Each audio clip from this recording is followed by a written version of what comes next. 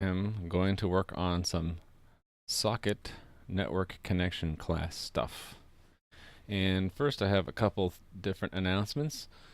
Actually, let me put it on the page here. So a top level diagram available in overview section. Let me put that first. So I worked on this before the stream today. This is a little diagram I made to sort of illustrate to anyone new to watching my videos or channel. And I'll probably make this the thumbnail of this video if I can. And this shows sort of the breakdown of the web server I'm writing in C++ and all the libraries I made for it. So here at the top, web server is the program, but really it's a small fraction of the web server. It's really just a program, a front-end program for the web server. Off to the side here we have plugins for the server, so we have two of them right now.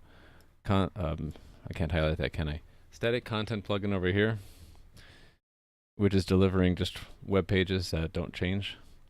Chat room plugin, which is a demo using WebSockets to kind of see what you can do for dynamic content. Those are copied dynamically and loaded by the web server. So we have a directory monitor component that watches where the library files for these plugins are stored, and when they change or they're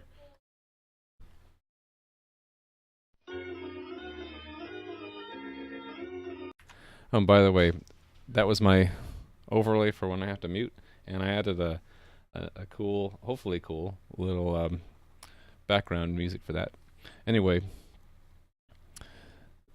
the image files for these plugins are, it's detected by the web server if they're updated or added or removed, and then the web server will copy them to a runtime load area and then load them. So from top to bottom, we're going from the highest level of integration to the lowest. So at the bottom, these four libraries down here have no dependencies other than C++ and the standard library, whereas at the top, these have a lot of dependencies.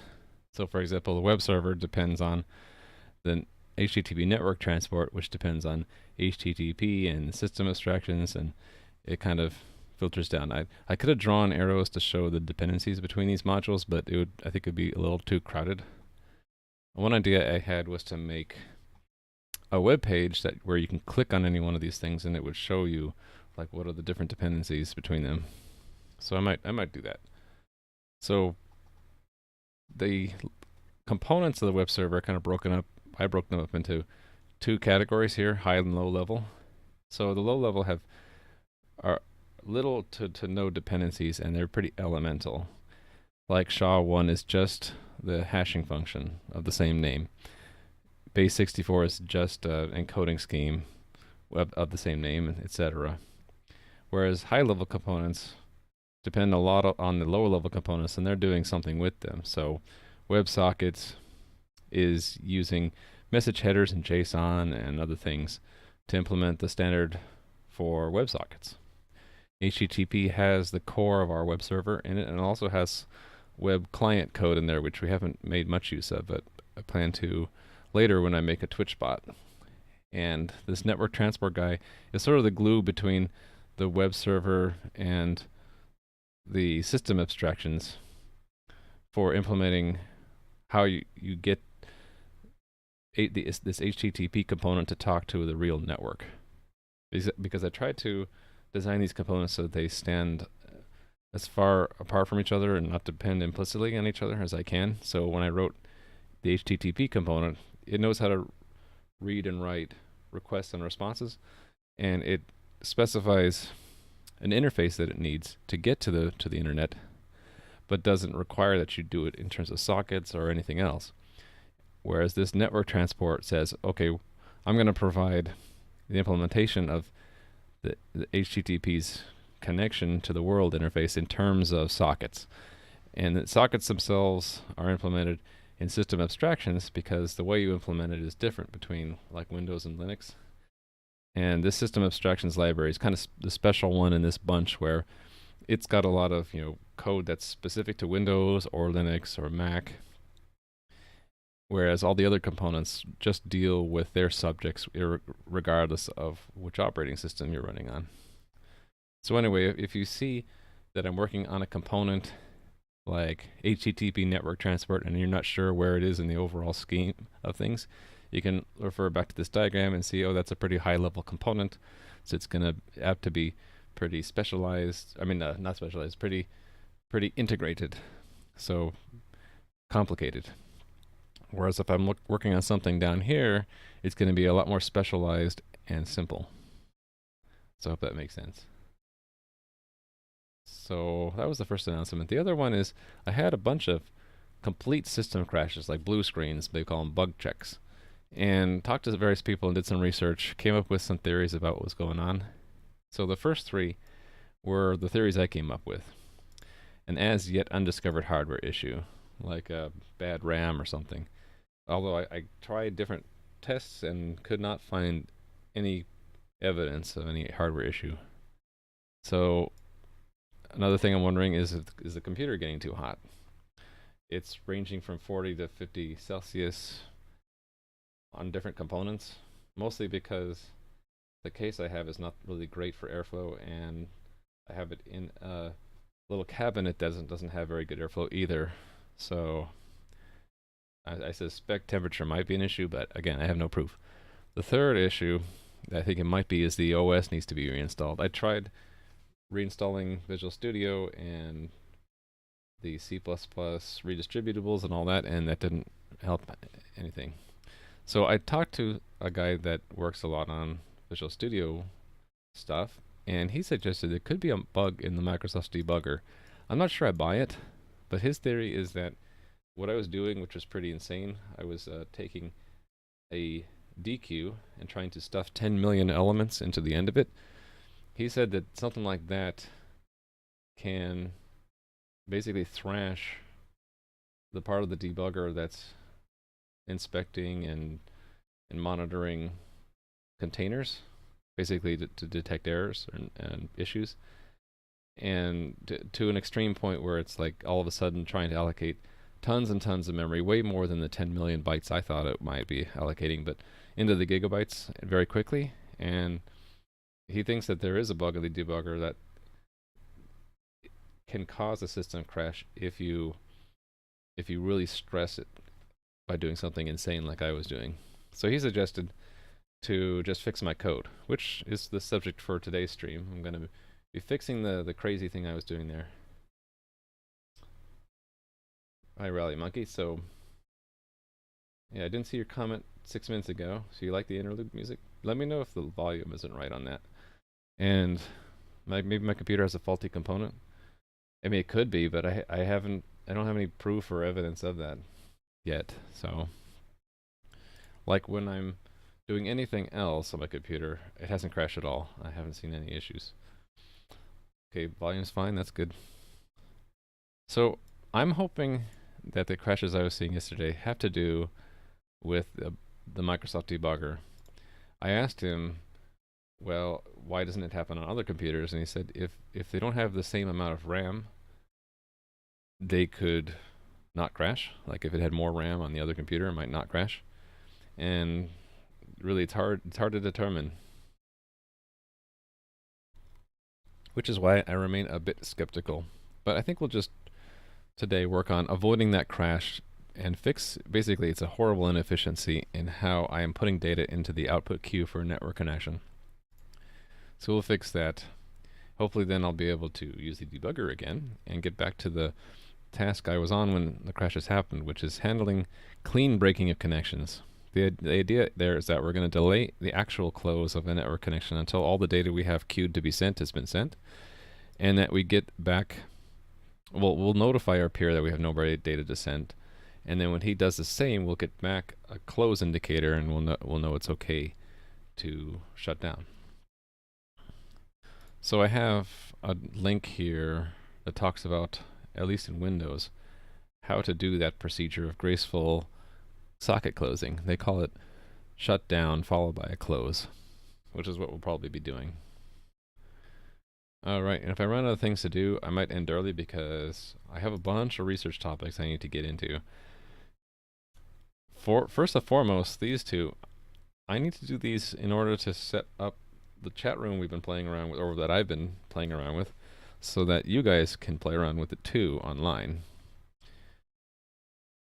And then after that, I need to figure out what library I want to use for transport layer security so that we can use HTTPS, which is what everyone should be using in 2018. And then, just so I don't continue to make a fool of myself with React, I need to do a little bit more homework in React framework. And a bunch of this stuff, it would be cool if I could have some time to get into it. So, in other words, my research topics are kind of piling up, and I need to get through some of them before I can proceed much further in the stream. As a result, I might have to cut back on my schedule a little bit, like basically have a day where I'm not streaming that I can dedicate to research. So I'm still trying to figure that out. So anyway, let's get started on working on this first thing. Avoiding my system crash. Basically, the main thing is to fix the horrible inefficiency that I have in the code, and I'll show you that. Now, I don't have Visual Studio running yet. Let's start that up. While we're waiting on it, I'll show you where it was.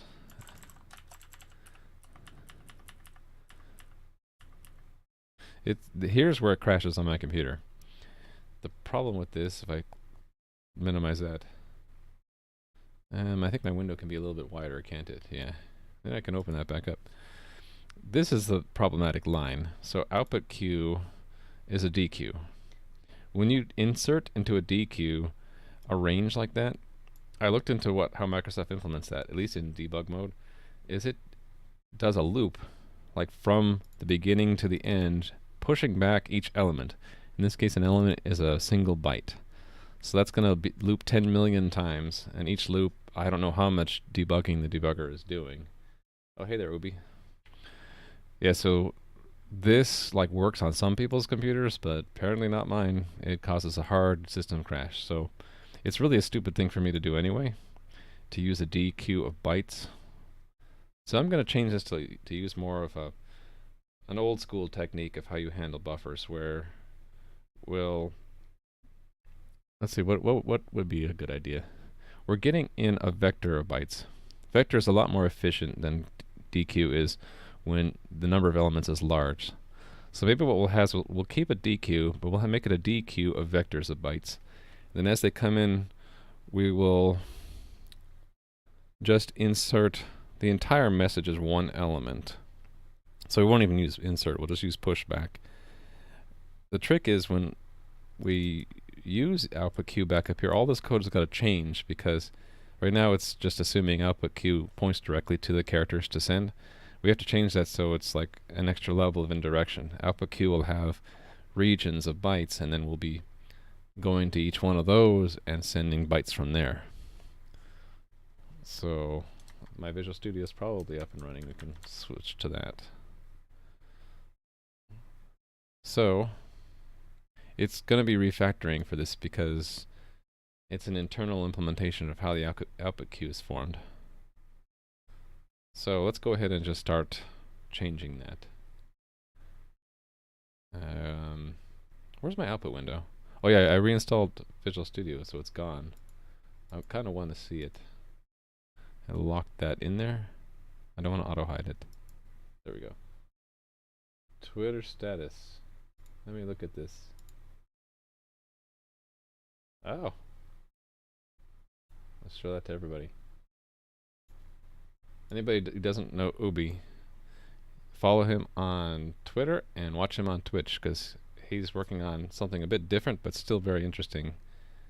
Elixir, building businesses and websites, right? But maybe he's got more planned in the future because he's got changes coming, right? So that's very nice. Thank you, Ubi.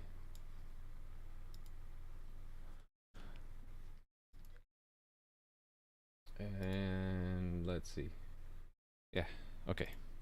So we're going to change this type of this output queue, which is going to break things right away, which is fine. Yeah, 2 monitors. I definitely recommend, like, yeah. Let's see, deque. Let's make a type for a buffer. Let's see, it's all in the implementation, right? I think this is only for Windows. I'm wondering if we want to make a class that we can reuse on the Linux side too. What does the Linux side actually use? Or POSIX, really.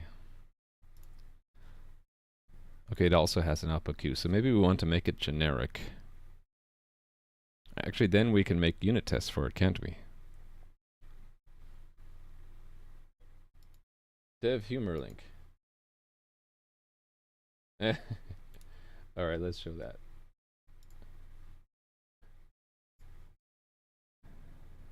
Runtime error. Alright.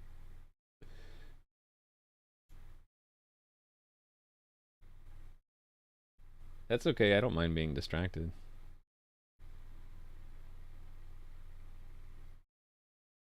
Sometimes I miss the chat and I have to look over and see what I missed. Okay. Let's make a new class here. Which means we will start in the tests. And we'll actually, I'm going to go over to VS Code so I can look at the CMake file there for the tests. We'll make a new one. What do we call it? Deque? Let's call it deque. Why not? I have a feeling I'm going to want to move it to its own library at some point, but it can start its life here. Just take, I don't know, it doesn't really matter, one of these tests and copy it and rename it deque tests.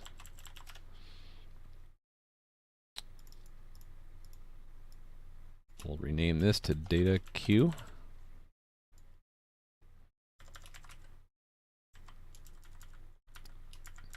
So let's think. What's one test?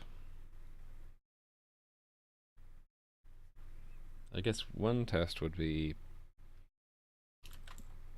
NQ, and then another test might be DQ.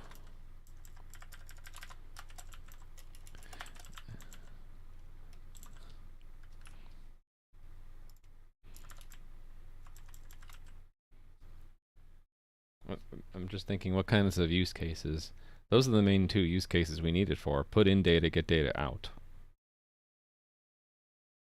And DQ, I want it to be in two sequences, right? So would that be 2 use cases? I guess it would be consume, because we're going to consume data at a different rate in which it's actually queued. And deque means to remove it completely, so once it's completely consumed. So let's call those our first 3 test cases. And let's make room for the class itself. Deque. Implement a queue, that's right. Well, yep, we're gonna reuse deque from the standard library, but it's gonna be a 2-leveled data structure. It's gonna be a queue of vectors. System, yeah. Data queue should be, so we gotta make. Actually, does it make sense for it to be in the public API? No, it doesn't. I'm gonna make it private.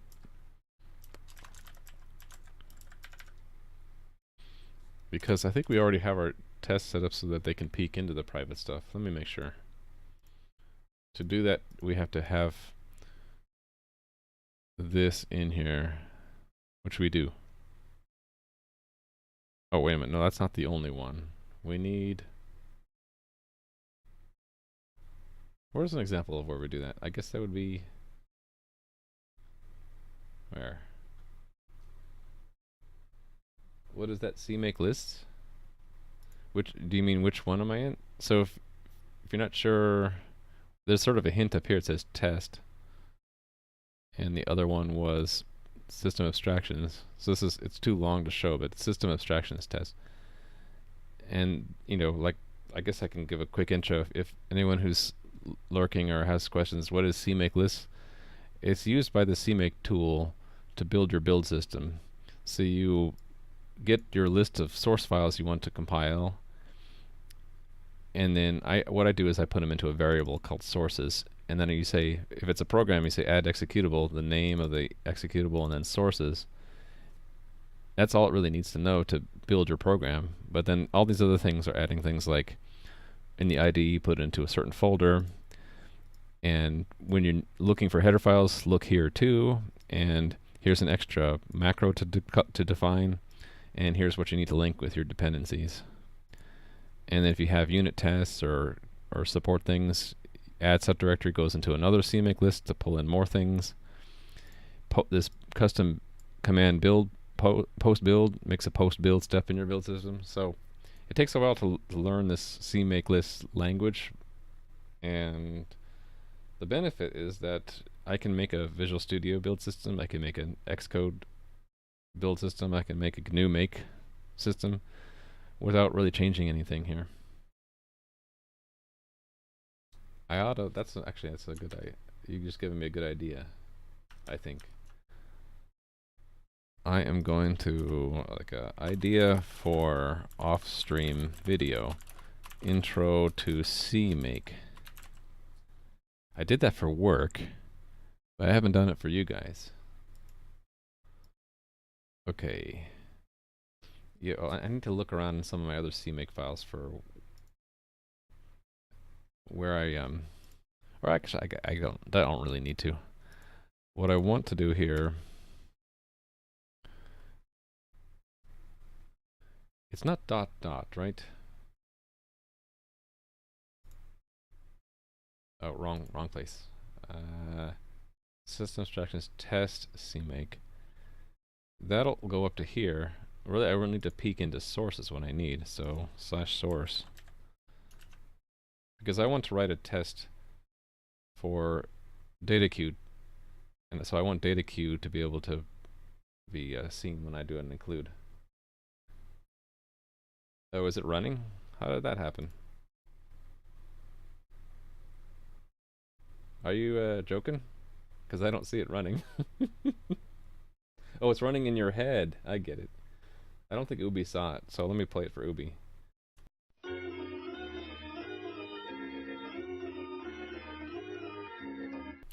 So that's from Monty Python and the Holy Grail. So I totally thought of that when someone said that they put my channel on and keep me in the background. So when I have to mute, it's jarring because it just goes quiet.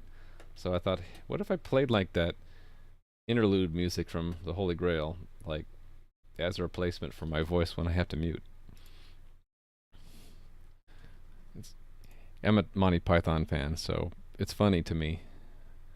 Okay, I need to actually make those files. We'll take, doesn't really matter, take one of these and duplicate it and call it deque, and then I'll need a header. So let's take one of these. Well, take one. I like to take one that's small so I don't have to do too much surgery. Paste it there and call it deque.hvp. This we rename, and this we rename. Oh, look at that, it's got an old copyright. Here's my new copyright. I need to go through and search and fix all my old copyrights. Let me make a note for that. Another thing to do.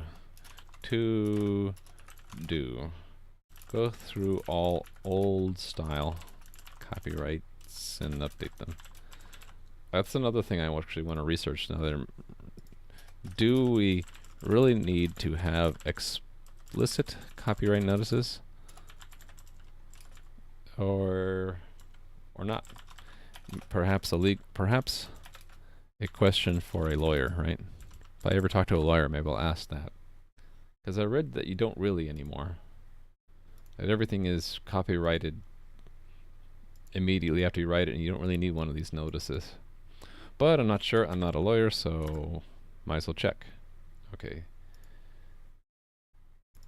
Rename this to deque and pull in my copyright for now.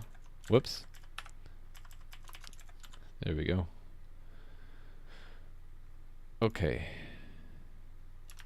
So I'll flip over to Visual Studio now. Actually, first I'm going to run CMake.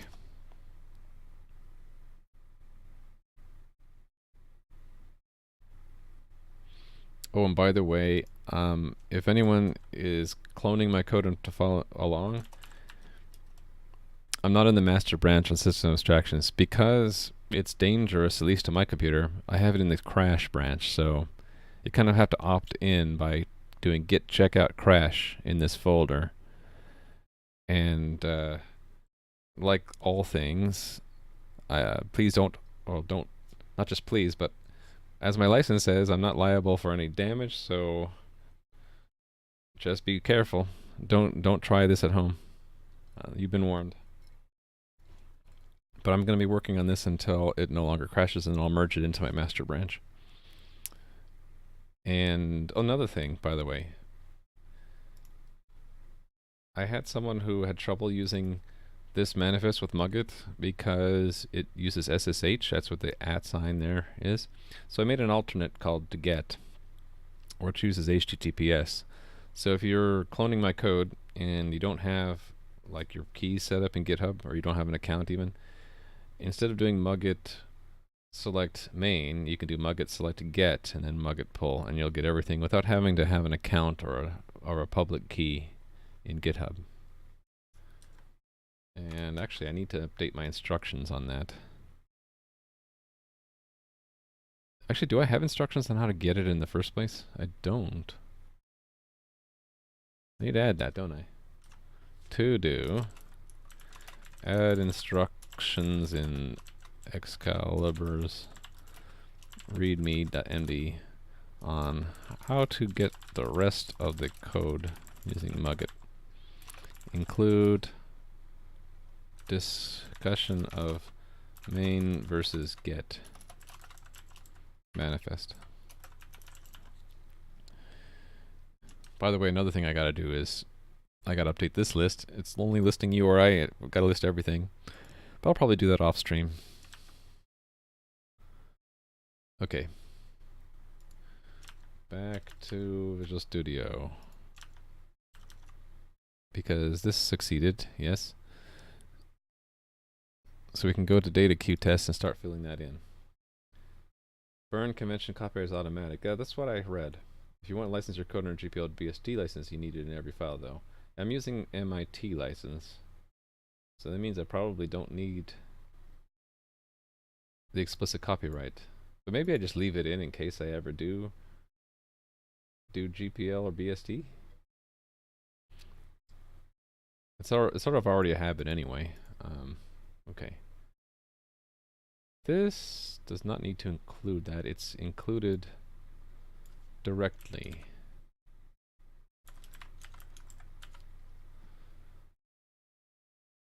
Okay, so let's think of the use case.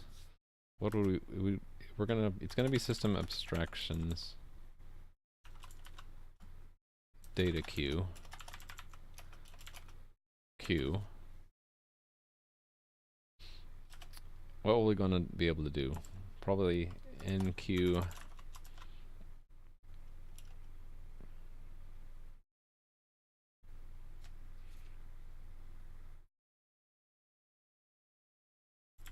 and think about this. So we need vector, right? And standard int, because I want to say standard vector of, let me adjust my mic here. My mic was sliding away from me. Vector uint8 data, and let's say it's can't remember, is it count first and then character or byte? Yeah, so it is. So let's say 10,000 x's. we should be able to say enqueue data. And then we can say data dot assign 5,000 Ys enqueue dot enqueue data again. And then how are we going to check the enqueue succeeded? I suppose we can just have some methods that we can use to inspect the queue state. So expect equal to is queue.get buffers. We'll call them each one a buffer. And expect, and here's the more important one, I want to have a total reported back. If we say queue.get bytes queued. Okay, so there's one use case. Let's make another one similar to this. We'll make that sort of the setup for this, and so this is setup.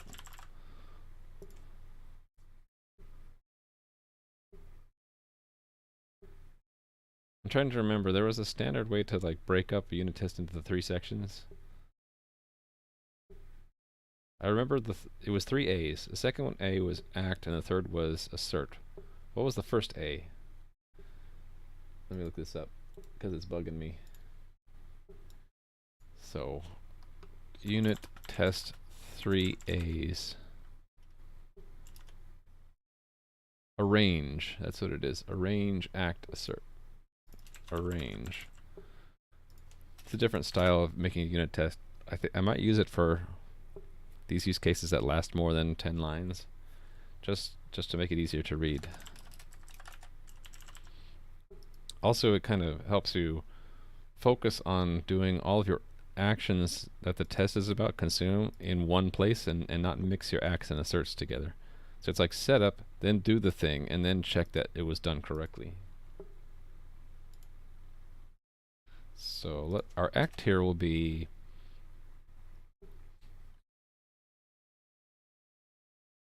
let's make these smaller so I can actually check it a bit easier. I want to consume that doesn't do a deque, so something like auto. Let's call this data out, so we can call this one data in. Or no, we can just use data. We can reuse data. So data equals queue dot consume 8. And then the assert, I almost put the assert right after the act. So assert is that expect true. What data should be 8 x's. I guess an easy way would be to do this. Assert equal 8 x's. If you take the standard string of data.begin to data.end. Right?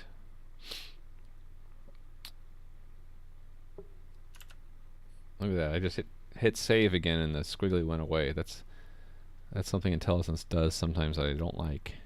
Okay, so deque will build, each test will build off of the last. Deque we will consume, oh hold on, I wasn't done here. I want to make sure it actually consumed it, so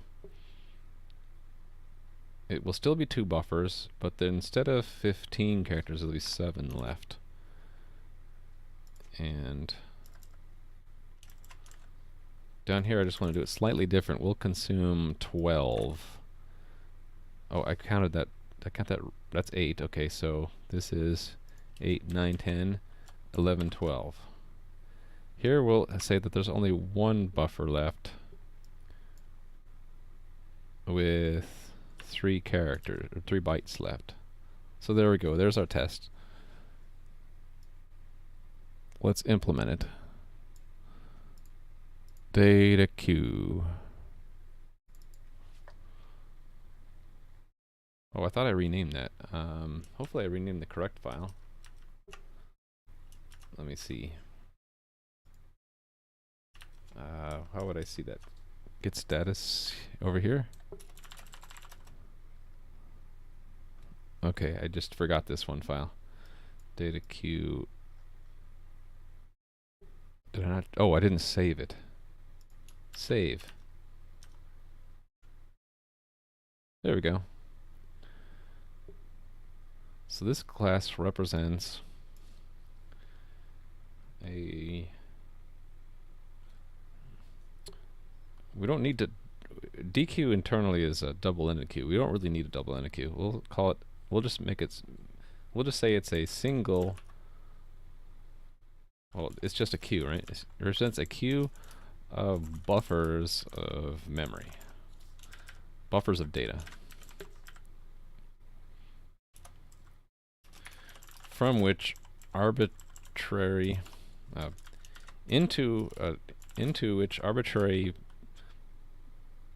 arbitrary sized buffers of data may be in-queued, and arbitrary sized buffers of data may be dequeued. Sizes don't need to match. Okay. Is this the life cycle we want? I think so. Instance constructor. Okay, but this is where it gets different. So we need an enqueue, a consume.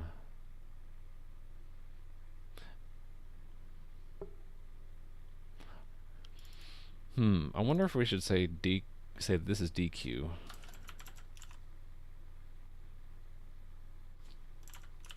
Is that the right word? deque?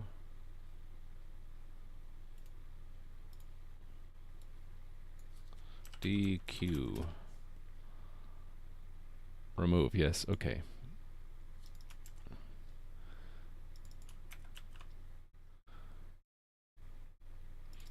I'll call this deque, but we'll say deque partial buffer, and this one will deque full buffer. Actually, let's make two cases for full buffer, just so we hit the corner case, where this is deque exactly one full buffer, and deque one buffer plus partial next buffer. So here we just change this to a 10, like that, and it's 1 with 5 characters left. I'm wondering if we should do the deque in 2 steps, or do I just maybe expand off of this? Actually, both of these tests, we can say deque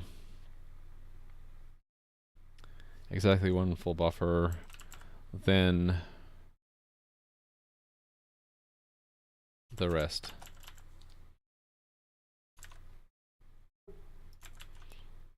And so we'll make part of the arrange here that we pull off 10, and then we will expect that there's 5 left, and the last 5 will be the y's, and that there is 0 left. And then here we know that there's 3 left. It's building off of the previous test, and the last 3 will be returned there with 0. Okay, I like that better. So we want enqueue, and it will take a buffer. So I kind of want to type diff that. So types up here. This represents a buffer of data either being enqueued, dequeued, or held in the queue.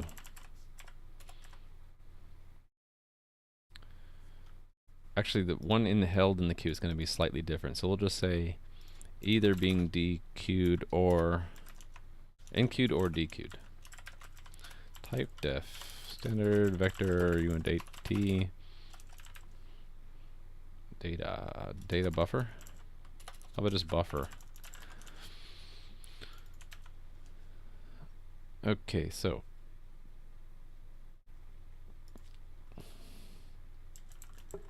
I think what I'll do is I'll have 2 versions of data queue. one that takes a buffer and copies it, and another one that will oh, I can't make it part of that constructor. Yeah, what was I saying? A version of enqueue that takes a reference to a constant buffer and copies it, and another one which will allow you to pull it in without copying. So that's this kind. And I should make a test for that.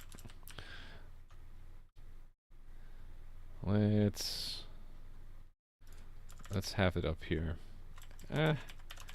While I'm at it, this is the oddball that doesn't have this style, so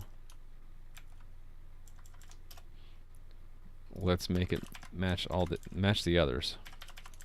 'Cause why not?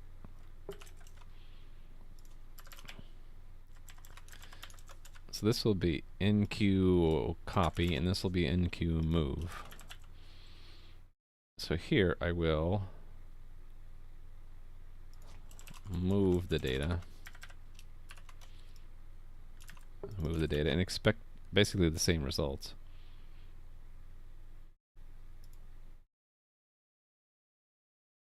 Just making sure IntelliSense is going to tell me it's going to use the correct method. Okay, so this method puts a copy of the given data onto the end of the queue.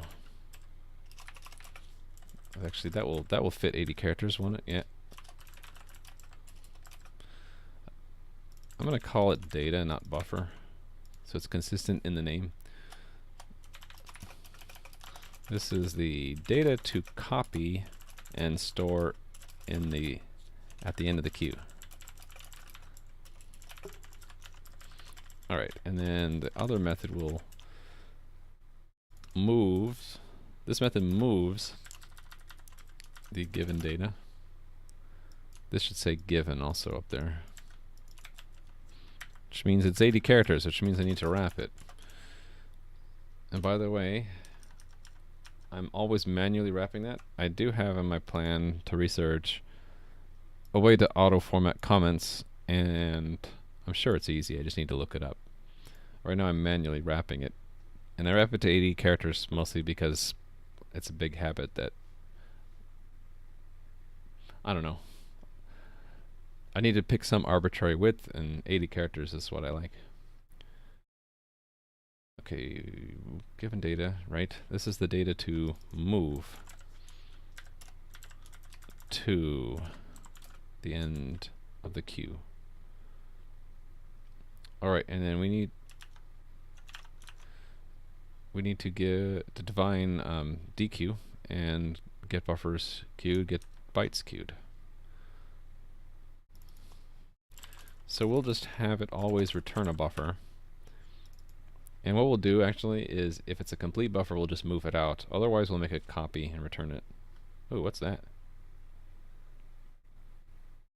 That's new. I've never seen a flashing bulb. I don't remember it flashing before. deque.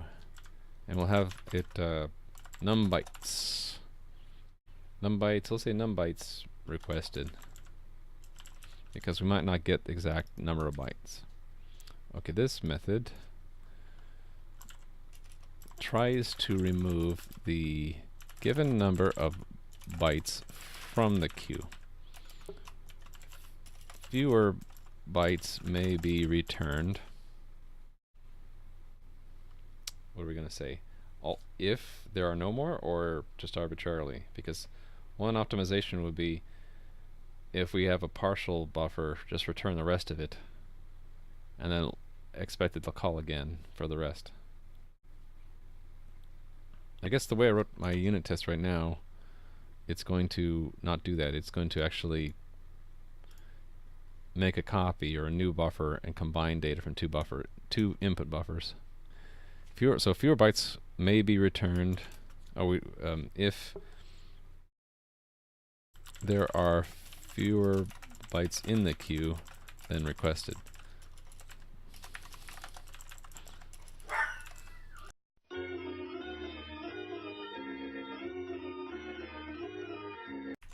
num bytes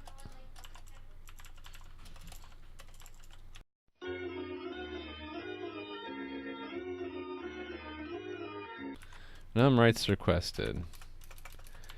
This is the number of bytes to try to remove from the queue. Return. The bytes actually removed from the queue are returned. Okay.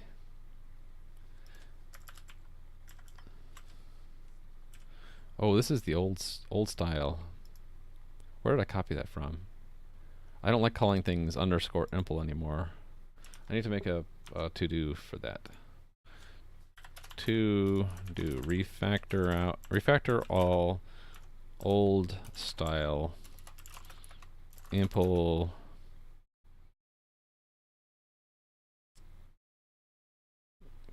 for, yeah, that's true. That's all I need to say. I'll know what that means. This changes. Here's the new style. Declare the structure first. I'll explain why. So this is what I had before. You can do this. What it does is if you say struct and then a name, it expects that you'll define that structure later. The problem is that the scope of that name, data queue impl, will be global, which is why I have to say data queue impl. I can't just say impl, because otherwise it would clash. The newer style that I like is to declare the structure first within the scope of the class and then use it. It's still unfinished, so it's incomplete. So it won't link until you actually provided a full description of that structure somewhere else. But it solves the problem of scope, so this impl will be scoped within the class. I also have switched from leading underscore to trailing underscore for private members, because it's dangerous to have a leading underscore for C++. If your second character is a capital, technically I think the standard says it's reserved for use for the compiler's use. So you're not supposed to do that. So I switched to the trailing suffix. So that's that.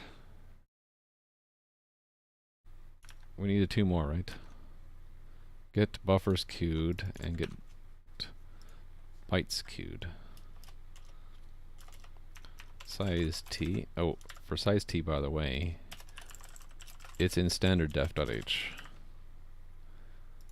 A lot of compilers will let you get away with not including it, but it's sort of sloppy in my opinion. You want to include the header that defines the type, because it's not built into the language. It's actually a type def. And that ought to be a const, right? And size t get bytes queued. And because I kind of want to get into the habit of it, I'm going to guarantee that this does not throw exceptions. I guess that needs to be second, right? That's how you tell the compiler that this method will never throw an exception. Does deque ever throw an exception? It might if it can't allocate memory. Yeah, so these are the only ones I'm sure should not throw any exceptions. This method, that's another kind of editor plugin I want. I type that a lot. I like to have something where the moment I hit space or something, it changes that into that, or maybe a key combination I can hit. Let me add that to my list for research. Editor plugins to correct common mistakes, e.g. this. See, like like OneNote just did to that. Okay, I have it for OneNote, but I don't have it for Visual Studio. This method returns, there's another common thing I type, returns the number of distinct buffers of data currently held in the queue. This method is actually, maybe I'll make a note. This method is only really intended to be useful for unit tests, since the internal organization of buffers in the queue is subject to change and not part of the interface. Not intended to be part of the interface. It is by nature of the fact that we have this method, get buffers queued, but sort of incidental, right? The number of, copied this, currently held in the queue is returned.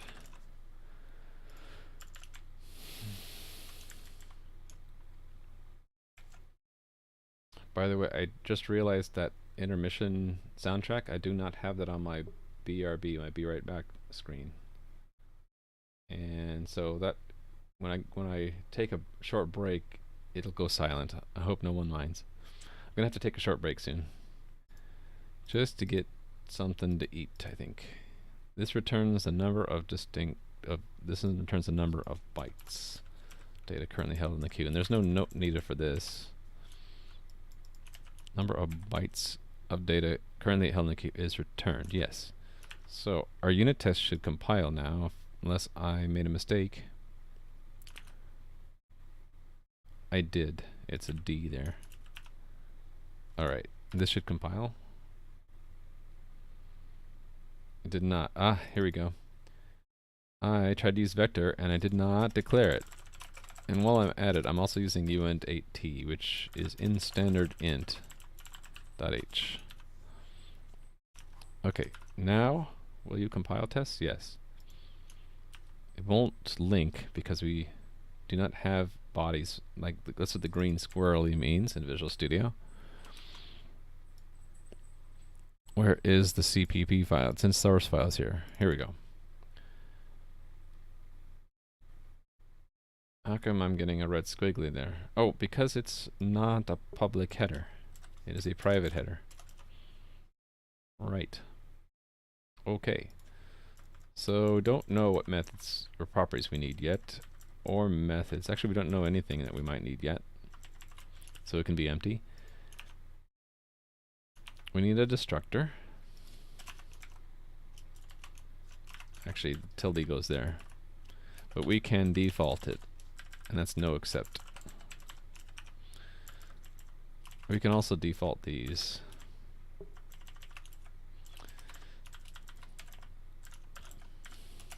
Default. Can default them until we don't need, until we can't.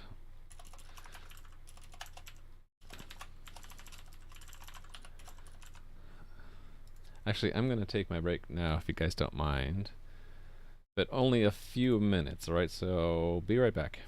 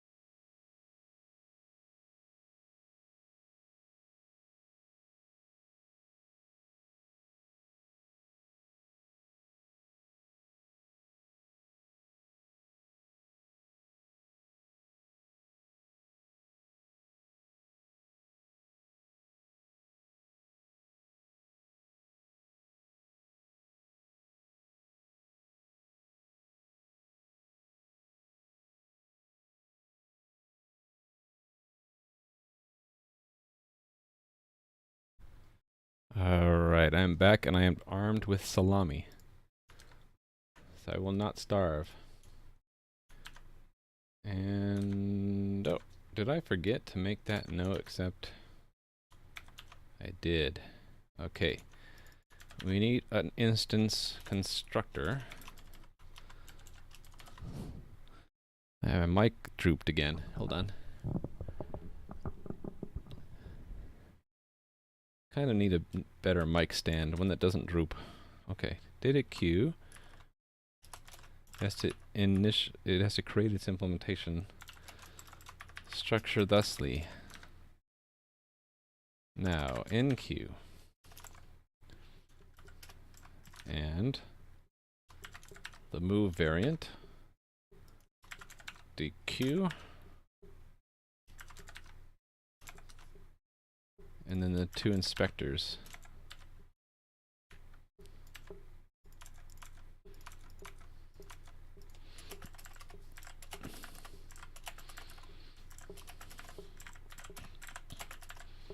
Okay, we're going to do the naive implementation first, just to get it to link. And this, we'll use this cool trick, and then return an empty one. Okay, now it should build. Should build. Please build.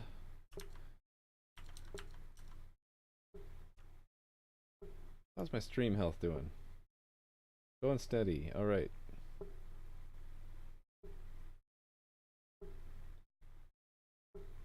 I'm wondering how the latency is, though.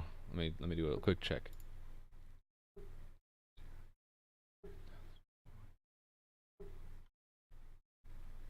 Seven seconds for me.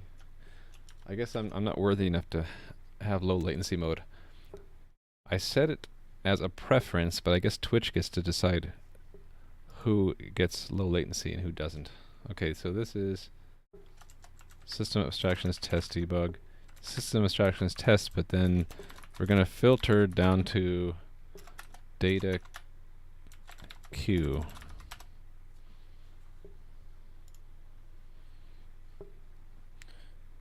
Yeah, 6-7 seconds.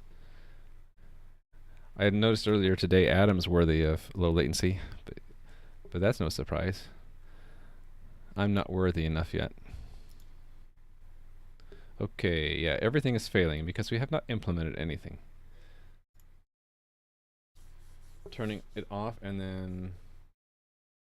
Well, right, what I've noticed is that if I inspect the video while I'm playing, it says normal even though I set the preference to low. Yeah, does anyone know if there's a bigger programmer streamer than Adam? He regularly like breaks 100 viewers. And he's like at the top of my auto host list. Let's see. I suppose we will just start thinking what we need here. My idea was to use either Q or deque. I think deque because I'm going to be peeking into... Well, actually, let's see if we can get away with Q. It's simpler. So, standard queue of buffers. No change since I switched it to low latency. Yeah, it was just a preference. I thought it was going to enable it, but then I read the fine print, so to speak, and it said, this is your latency preference. Okay, this is where the actual data is stored in the queue. It's in two levels. One, queue of buffers. Two, each buffer holds... Actually, it's not going to be a buffer. It's buffer... I will call it queue element. Queue of elements. We'll call it element. Each element holds a buffer and an indication of how many bytes have already been consumed from it. Does anyone actually prefer high latency? Maybe if it's a game and they're not doing a whole lot of interaction, because then they won't have so many instances of buffering. I mean, not buffering. Drop frames and jittering, right? So if you wanted to show smooth flow of a game. Okay, we're gonna make a type for this element. It's gonna be our own little secret. That's what anonymous namespace means. Struct element. This, again, there's my mistyping. This represents one sequential piece of data being held in a data queue. So we'll have data queue buffer. Oh, system abstractions. Data queue buffer. This holds the actual bytes in the. This holds the actual bytes in the queue element. Now this is the number of bytes that have already been consumed from this element. Size t consumed, and then we'll have it initialized to 0. So we need standard def. What else do we use explicitly? Q? I thought I included that. Oh, it is there. I'm just blind. Okay. So there's our buffer. So we can actually right away get this, right? By doing this, buffer is size. And the enqueue is actually pretty simple too. Although I want to implement this one first. So that we kind of need a separate counter. This keeps track of the total number of bytes in across all elements of the queue. Maybe I should say elements just to be consistent. Although externally it's called buffers. I think I want the internal. An element is a buffer plus a consumed. Yeah, so it's elements. Okay, so size t total bytes. Total bytes in elements? Or can we just say total bytes since it's clear enough? Then we can just return it here. Okay, the enqueues actually get pretty simple. So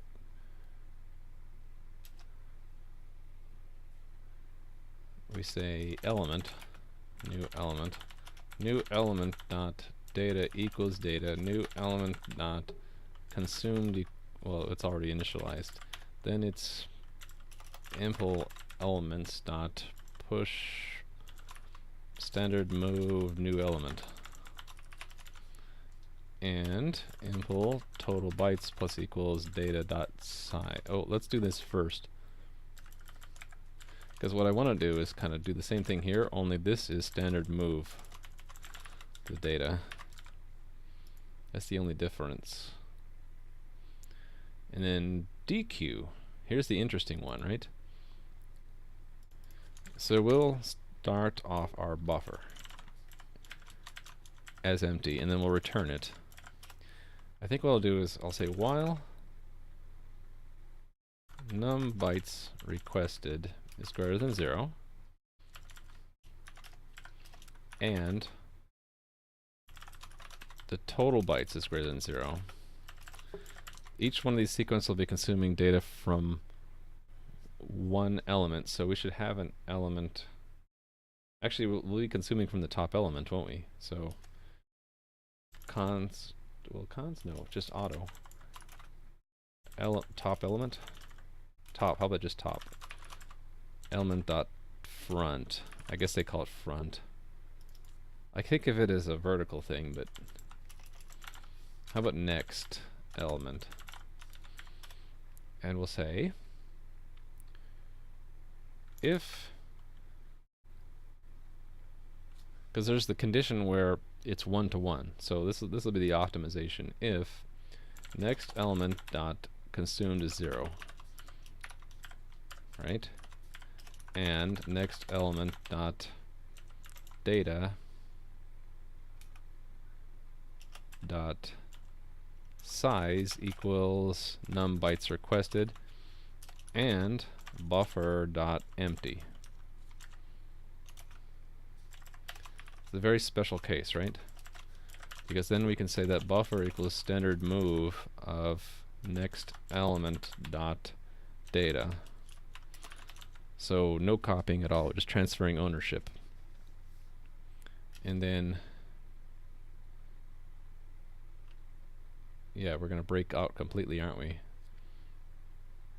Impl elements dot pop break.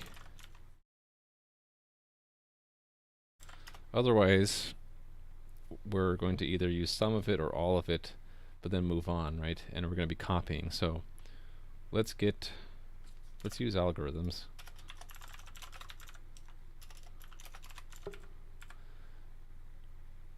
And we'll say const auto bytes this element. How about bytes to consume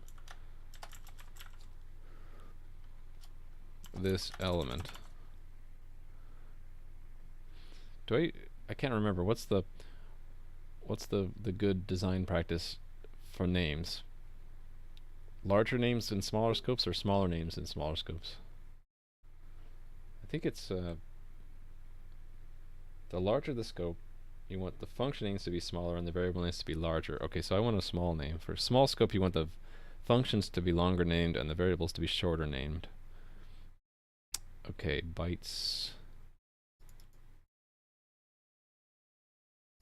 Just bytes to consume. Still a little bit long. It's going to be the minimum of two things.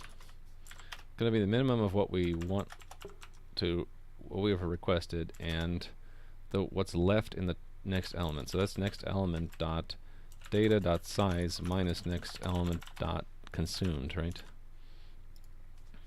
And there will be the copy comes next, right? So, and actually what I can do here is I can reserve, I can be optimistic and reserve space for the number of bytes so that when we copy we won't be doing a memory allocation. Buffer dot insert buffer dot end next element dot data dot begin plus next element dot consumed, and then that plus bytes to consume, right? And that returns something. I don't need it though. It returns an iterator, I think. What I do need to do is consume it, so that there's two things that could happen. You could consume it partially, or you consume it all. If you consume it partially, that would be if bytes to consume is, well, these two actually. If these two add up to, and here I'm tempted to just do that even though it really will either be equal or less. Next element dot data dot size. Actually, maybe it would read easier if I split this into two steps. Even though it's slightly less efficient, I would just plus equals that, and I would say if we consumed all of it. If we consume all of it, then we pop the next element. That's impl elements pop. Otherwise, here's when the else, here's where I would have done this, but we've already done it, so I don't need to do anything. I do need to update num bytes requested though. I guess I can do it in the same spot. Am I using any library or just making your own socket class? Let me go back to my diagram. This is the first time my diagram will be useful. So, in my overview, my high level diagram, I have this component at a very low level called system abstractions, and that's actually what I'm working on, happen to be working on today. In that, I have this class called NetworkConnection. if you look at it, it represents a socket basically. It has methods like, where is it? Is connected, connect it, send a message, close it.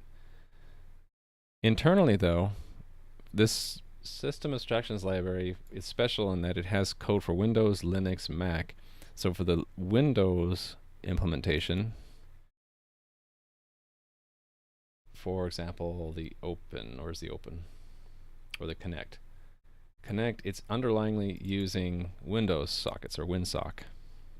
And on POSIX it would be BSD sockets, right? Or also on Mac OS as well. So I'm using either BSD sockets or WinSock, but I have this abstraction layer on top so that if you use my class called NetworkConnection, you can use it the same on Windows, Linux, Mac, and not have to worry about the slight differences. And where the slight differences, actually, you can actually see them in my unit tests. They look like this kind of thing, where if it's Windows, you have to include WinSock 2, and then the IP address part is this member, whereas in POSIX it's that. So the slight differences, right? A socket length is an int in Windows, or socklen_t on POSIX or BSD. So yeah, my network connection class kind of hides these differences, and that's what I'm using. Hope that answers the question. Bytes requested. So I just want to make sure this is fall out. It falls out if we don't need any more data, or if we run out of data. Oh, that's right, I did miss that. We need to account for this, don't we?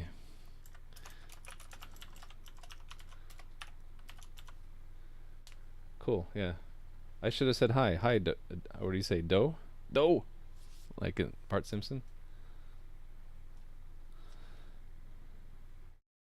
See, you have one of those names that I wish I could get. Whenever I think of like a cool name like Doe, someone's already taken it. So you are a master at getting cool names, apparently. I had to, well, add a number to my name for other reasons, but being the first to get a name is pretty hard, in my opinion. Okay, maybe this works, right? Let's try and see if our unit test passes. If it does, I'll be amazed. Okay, it didn't quite. 5 of our tests passed, 2 failed. I could be Doe 8354. Oh, by the way, if anyone wants to know why I picked 8354, it's because in Discord they add a 4-digit number, and I'm like, why not? Everyone can see that number anyway, right? So why not use the same number in Twitch? And then it's the same number, right? Let's see why we fail. Line 82 on our tests. Okay, so here we should have got 1 full buffer dequed. It thinks there are 15 left. Oh, I think I know why. It was in our special case. Here's our special case, right? I am not accounting for total bytes. Okay, yeah, that's num bytes requested. That's what it is. So there you go. We have finished our data queue. Switch to Linux? I can do that. Actually, on a couple of the streams in the past, I've shown doing this same stuff on Linux. I don't have any IDE that I really like as good as Visual Studio, though. That's my one hold up from using Linux. If you have a suggestion, by the way, for a Linux-based IDE, I'd love to hear it. I know you can run Visual Studio Code. Like this looks exactly the same in Linux, and that's what I show when I'm doing Linux, but how do you integrate it with the build tools automatically? I don't think you can. Like, you have to set up stuff here to debug, don't you? Qt Creator. Let me look into that. CLion and Qt Creator. I will look into that. Let's put that on the log. So look into for Linux based ID Qt. It's like Qt creator, maybe one word, maybe two, and the other one was cline. I'll look into that because I would love to find one that is as nice as Visual Studio, but on Linux. All right, so this isn't too bad. So we did a data queue in under 128 lines. So we're ready to use it in our network connection class. Has a community edition, so it's like Visual Studio then. We have plain old CMake plus text editor. That's fine for building and editing, but debugging is a pain, right? At least I think for me it's been a pain to debug with in Linux. The thing I always remember from debugging in Linux is segmentation fault, core dumped. Thanks, debugger. All right, we're gonna use this new class in network connection. And actually, specifically, it's in our Windows implementation of network connection, which means I'm gonna have to repeat the same stuff for POSIX later, but that's okay. So instead of deque, we will pull in data queue. And oh, it's one level up because it's cross-platform. Okay, so oh, this isn't the right place, is it? It's got an accompanying header. Right here? No, not there. Oh, I don't see it in the list. Is that an oversight in CMake? It probably is. Let me fix that. So CMake.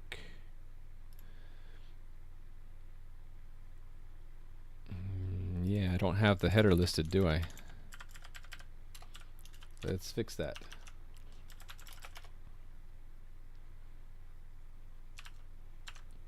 Reload, please. Yes. Okay, thanks. Network connection 132. Here we go.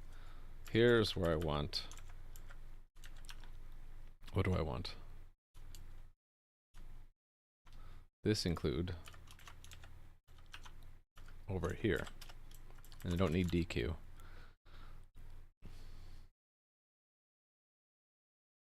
Huh, I'm still getting deque from somewhere. Probably from one of these headers. But we'll fix that. So instead of a deque, it is a data queue. How long have I been programming and how long in C++? There's a OneNote link below, and in the overview at the bottom I have it here. So I've been programming a long time, but mostly like self-taught. So it's not like I have that today experience, but I've been doing C++ most of my career, so that's 24 years or so. But it's a constant process because the language has been changing over time. So if you were to ask how long have I been doing it in modern C++, like 3 or 4 years. But old school C++, a bit longer, but I didn't really learn it from a class. I mostly self-taught, which means I didn't learn it correctly and I had to unlearn and relearn it better when people taught me. So it's complicated. Hold on, I dropped something. This is why I should not eat and code at the same time, because I dropped something in the keyboard.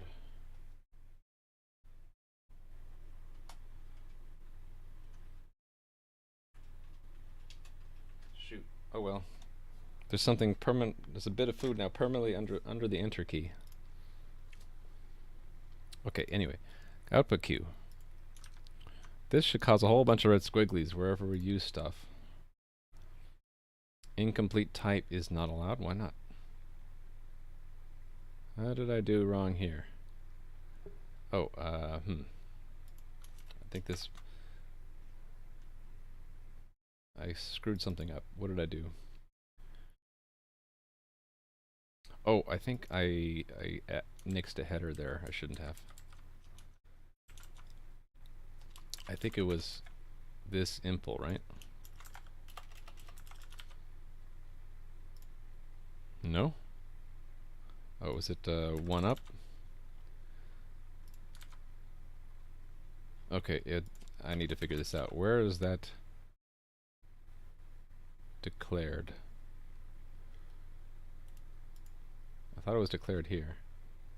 Oh, that's platform, okay. And what? Okay, there it is there. I wonder if it's a problem with the headers here. No? Oh, okay. That that was it, I guess. This line I accidentally deleted. Alright. Yeah, this is what I expected to see. So wherever we start using this output queue directly is where we need to change things. So output queue length, that's not size anymore, that's get bytes queued. And then instead of doing this buffer assign, we can just say that equals output queue.deque right size. And then we don't need to do this erase, do we? Oh, wait a minute. This isn't quite going to work because we try to write the right size, but it might write less.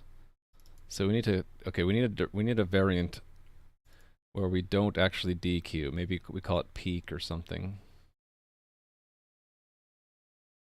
Yeah, and then we'll need a version of deque that doesn't need a buffer.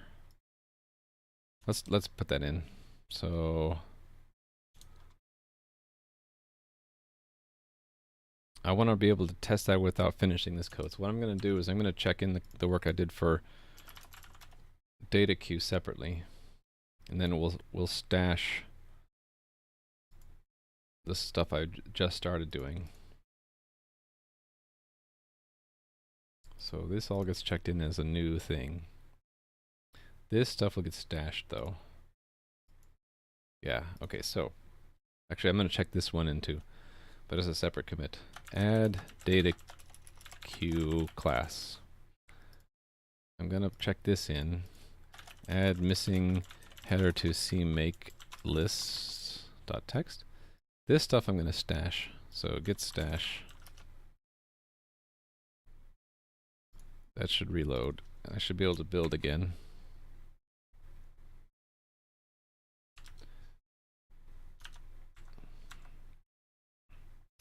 Deque. So let's add the new functionality we need. We need a version of deque that doesn't actually, well, something that gets us the data without removing it from the queue. So it doesn't really matter if it's one full buffer.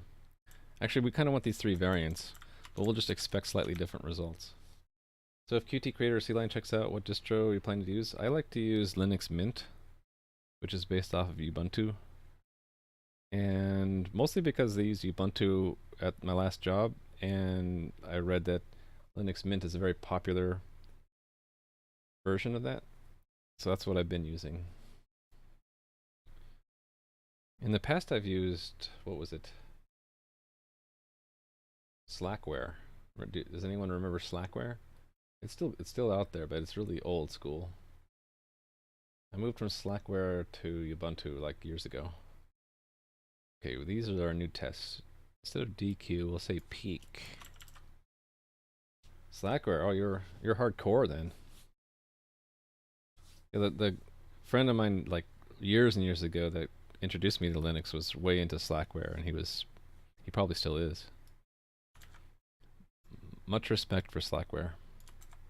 I could never keep up with the command line tools and how to keep things updated. I'm kind of a lazy programmer, right? So I like, not a programmer, I'm a lazy user. I want to have like graphical stuff. And so Slackware, I don't know, is Slackware updated now with lots of GUI stuff? I just remember it being a lot of command line things. Alright, peak. So we're going to peak instead of deque. What we'll expect is that nothing changes in buffers queued or bytes queued.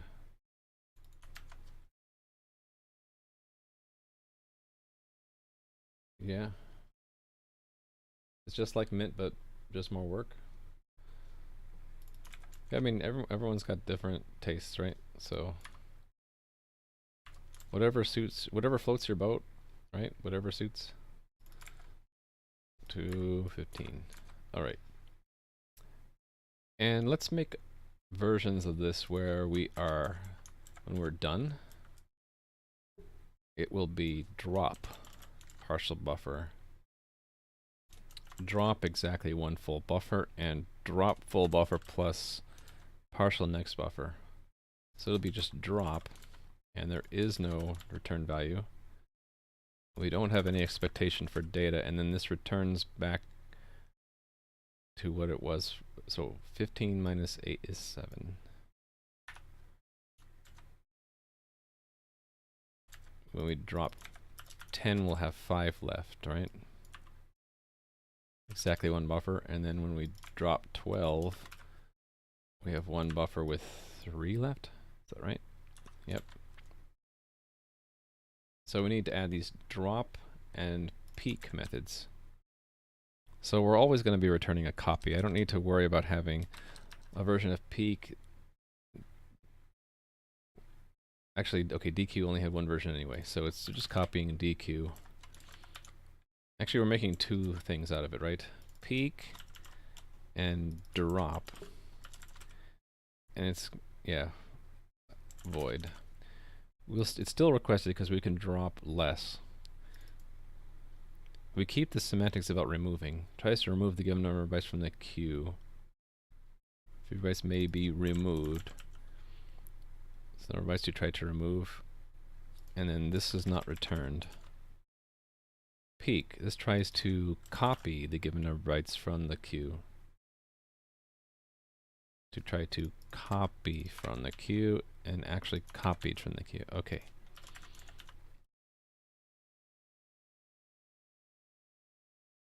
So I'll probably need to do some refactoring here because deque, peak, and drop are going to be doing essentially the same thing, only slightly different results. Actually, deque is like a peak and a drop.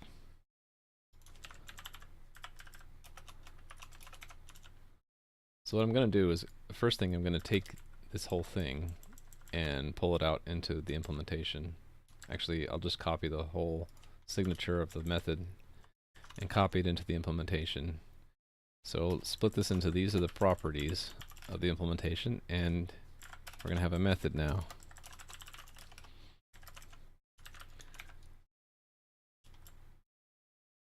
Okay. And I'm going to copy the documentation for it. We're going to be changing this slightly, though. We'll just get it to compile first. So moving it into the implementation, so we don't need to dereference the implementation anymore. All of these go away. Which is actually technically one improvement. It's less typing overall. Then the original deque simply returns, it's just a forwarder, return the implementation's deque.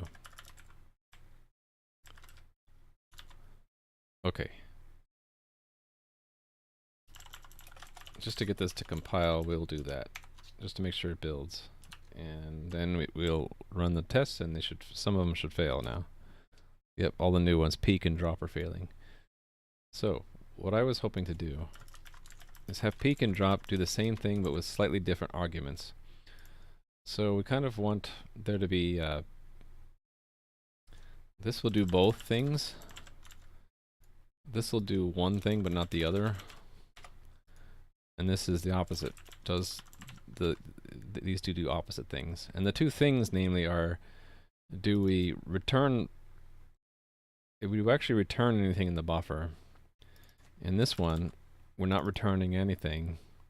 And the second one is, do we actually remove it? So return the data, but don't remove it. Don't return the data, but remove it. This one both returns the data and removes it.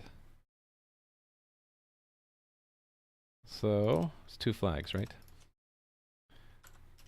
Bool return data and bool remove data.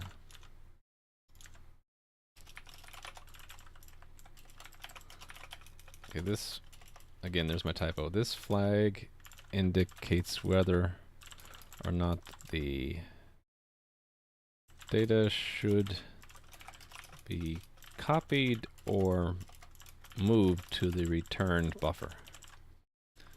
So we'll return a buffer always, but if return data is false, the buffer just will stay empty, which is not too much of a cost. Then the other flag, remove data. This flag indicates whether or not the data should be removed from the queue. Okay, so this is, it's changed a little bit. The bytes actually copied or moved from the queue are returned. This method tries to copy, move, and or remove the given number of bytes from the queue based on the given mode flags. Fewer bytes may be returned removed if there are fewer bytes in the queue than requested. Okay. So we don't need to do that reserve if we're not returning it, right? So there's a little bit of an optimization. And then this buffer thing can also be conditional. Why am I writing this in C++ and not in C? I just prefer C++. I like object-oriented programming, and so it's more suitable for C++. You could do it in C. You would end up having to do a lot of the mechanics of object-oriented programming on your own, or with macros or something like that.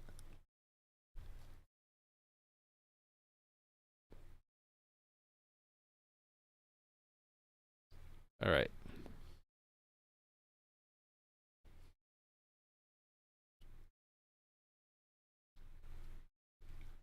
Okay, so this pop is another thing that's conditional, right? Actually, the move is also conditional with remove the data. That should be a positive check. If we remove the data, we can move. Otherwise, we need to just copy it.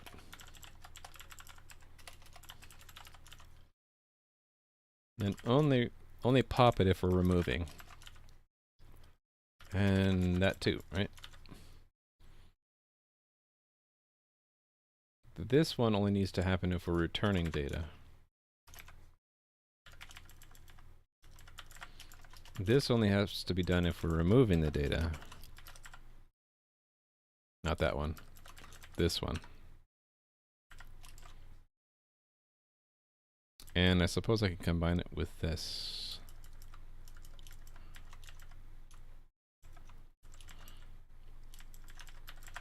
All right. Oh, wait a minute. This is going to make a problem, though. So I'll show you. One of our tests will still fail. In fact, it's not only failing, it's in an infinite loop. It's when we're peaking a full buffer plus a partial next buffer. Because we're not popping, then when we return back to the loop, okay, there's two problems actually. It's an infinite loop because I did this, which we only want to do in here. But the main problem is it's not going to the second element when we're peaking. That's okay. You can ask questions. I invite questions. And if you have any other questions about programming that I can help you with, let me know. I do not mind. It's one of the things I enjoy doing, actually, is trying to help people with programming. It challenges me and it helps you, right? So, win-win. Okay, so this is still going to fail because it's not going to the second queue. We can actually see that here. We expect the Y from the second queue, the second element to show up, but it doesn't. And the same problems here, I believe. No, this is a different problem. Maybe we should look at this one first. Drop exactly one full buffer isn't working. Or maybe the test is wrong, because that doesn't look quite right. 238. Oh yeah, drop. We're not supposed to check data. Oh, I forgot to remove that. So that's a bug in the test. So I think it's just one test that's wrong. Yeah, that's where we're peaking more than one buffer full. And here's where I might have trouble using queue, because I'm not sure if you can walk through a queue. Can you iterate a queue? I know there's no methods to index a queue. Well, maybe we can iterate. Let's see. So the way it would work, so you would say auto next element equals elements dot begin. Oh, say we can't. Yeah, so we're gonna have to switch data types, which is not a big deal. We'll just use deque. deque instead of queue. Double-ended queue. Why do you keep overview of all your code? Oh, how do I keep an overview of all your code in large projects? I've been trying to do this by having,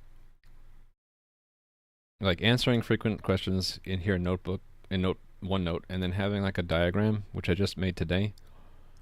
But I wouldn't say that I'm an expert in keeping an overview.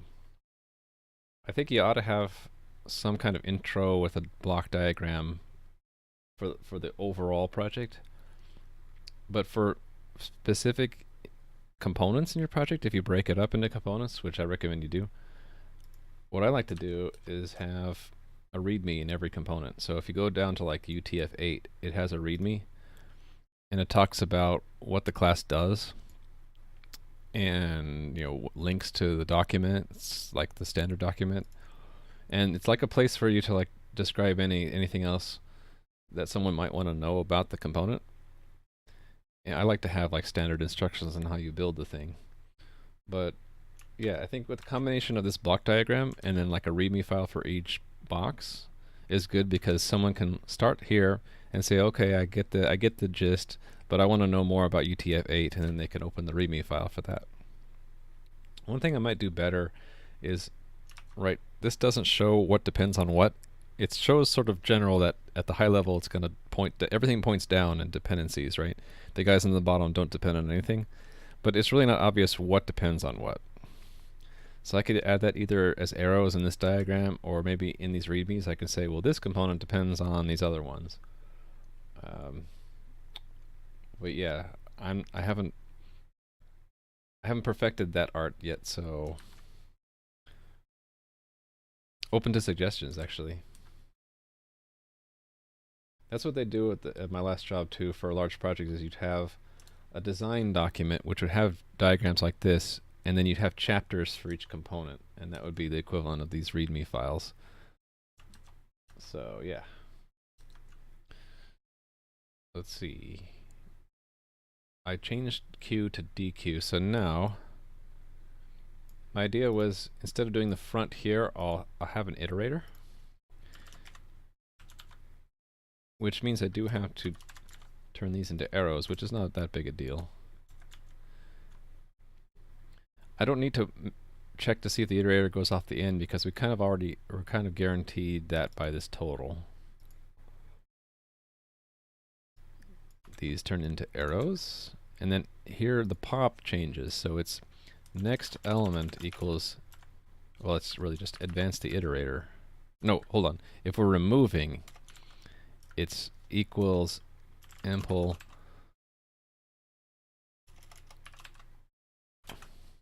How come I'm getting a squiggly? Oh, because we're already in impl. It's just elements dot erase next element. So this is a kind of a cool thing that all C++ containers have. If you tell a container to erase an element, it always returns an iterator to the next one after the one you erased.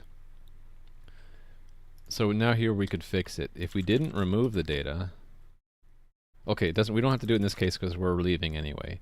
It's down here where we pop it down here, we can advance our iterator instead of erasing. Okay, so these are all just needing to turn this dot into arrows. like so.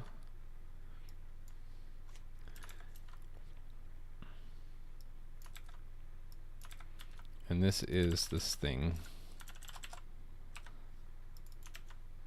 Hold on a sec. I saw the chat, but I want to finish and I thought, okay, chat says, be looking at some large open source projects and it's hard to read the code or where to begin. You know what? I run into the same thing, and I wish in those cases that they had like a top level diagram, but a lot of them don't. And not saying you're saying don't need to do erase/remove. For this, where is it? We're only erasing if we're going to remove the data, and down here we're erasing. Yeah, if it's, what am I trying to say? This was a special case where we're peeking or popping out an exact full buffer, and so we don't need to advance the iterator because we're leaving early. Where do I begin to read the code on a project main CBB? Yeah, that's a good place to start, but it's tough because if they don't give you like a roadmap to follow, then it's easy to get lost. So yeah, we're removing data in two places. This is if it's a whole buffer, so we can just erase it and leave. If we're not removing data, we don't care because we're breaking out anyway. Here, we're erasing it if we're removing the data, but if not, we need to advance the iterator. Okay, here's where I think I'm going to move. No, I'm not going to move it. I'll just put the else here. I just have to repeat a little bit of this, don't I? Actually, you know what I'll do is actually I'll keep it slightly redundant, right? It just needs to have this.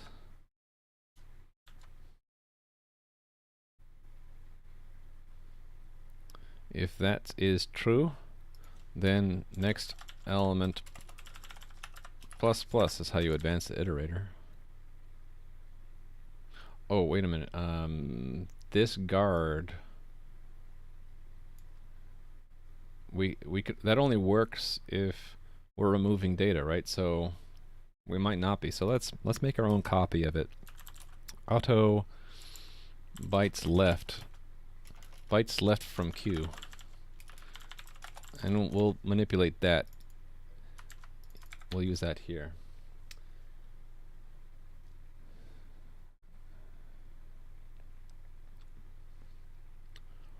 I just need to be very careful where this is used. We also want to do this.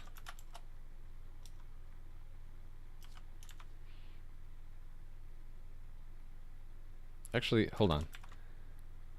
I know what I can do. I can shorten this up a bit. I can say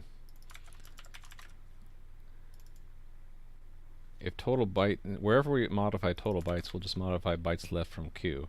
And at the end, right before we loop back, we will say if remove data. Oh, we already had that here. If remove data, right?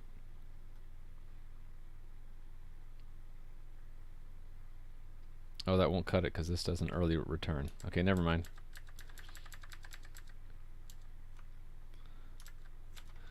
We have to decrement or count on both of them. Oh, except for this one we can do before. Okay, I think that's good. Okay, yeah, we had some other cleanup here. So instead of push, it would be push back. Is that it? Okay, let's see if that fixed the test. Okay, cool, it did. So let's check that in. Get GUI. Change queue to deque is all that we did, and we fixed. We didn't fix, we added peak and drop. Data queue. Add peak and drop methods. So internally change the elements container from queue to deque to enable peeking that spans elements, because we need to iterate through.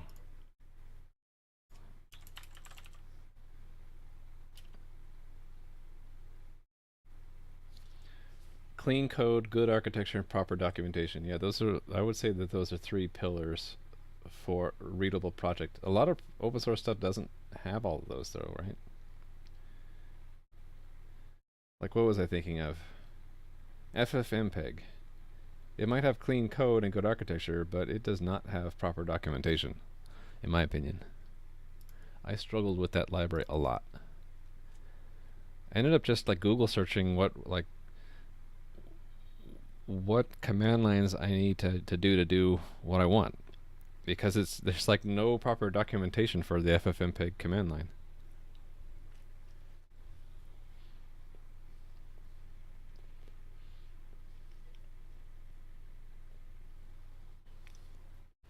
You did a school project on GNOME, or you had to fix memory leaks, huh?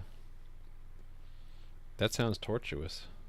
So that's someone else's code, right? With no documentation? That's probably the worst case. And fixing memory leaks is, I don't know, not very glamorous, is it?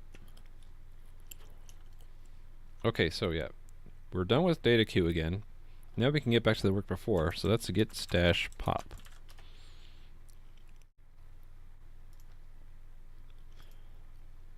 So that was in network connection, right?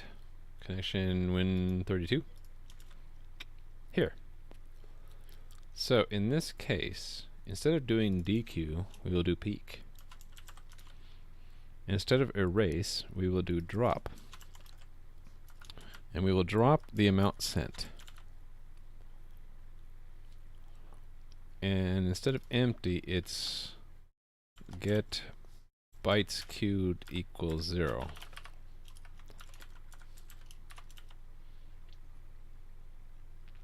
I don't blame you for about to pull your hair out. That's tortuous. Okay, this insert. This is the original problem, right? This is the damn line of code that crashes my computer. So if we finally get to solve that, instead of insert, it's enqueue. And then we just simply say message.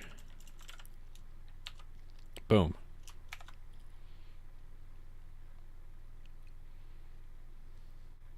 Okay, cool. Now, I should be able to run, where is it? The original test, which was, what is it? I can't remember. Close gracefully or something like that. The one we were on yesterday when I RIP'd. Close gracefully. Yeah, okay, so this is the error. Now, am I brave enough to run this in the debugger? Yeah, so that's still left up to investigation, because I had some theories. These were my theories. As yet undiscovered hardware issue, system temperature problem because it's kind of running hot, or the OS needs to be reinstalled.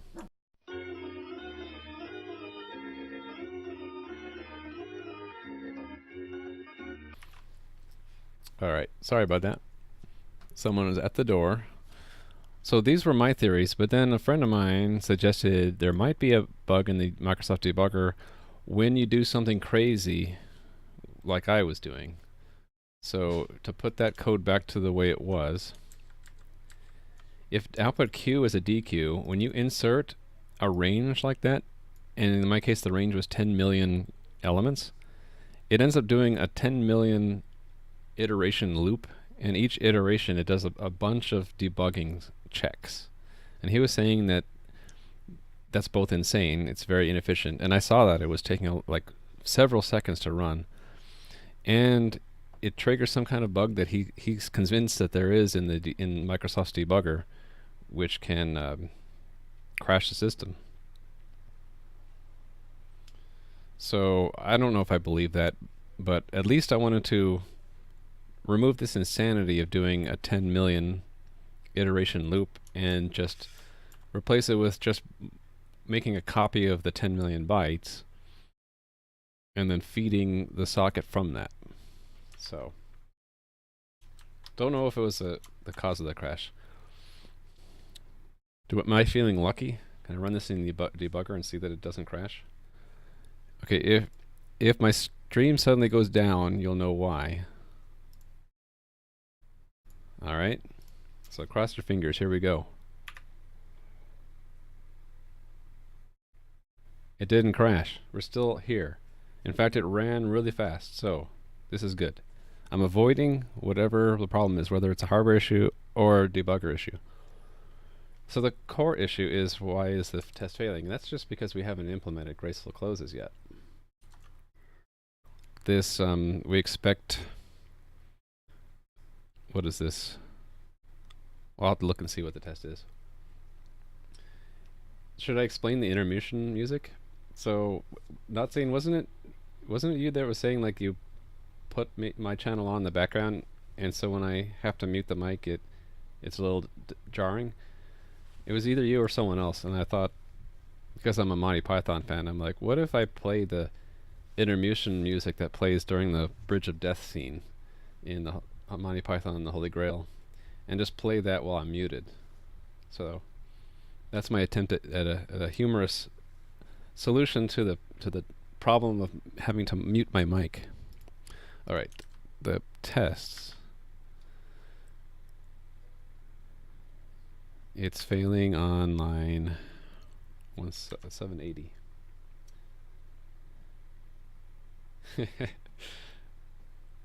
So yeah, since it was you, if you have something else you'd like me to play when I am muted, I'm open to suggestions. 780.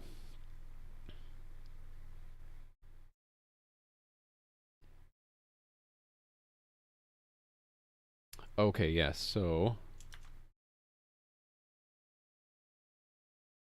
it's basically only reading 64 kilobytes, and then it's getting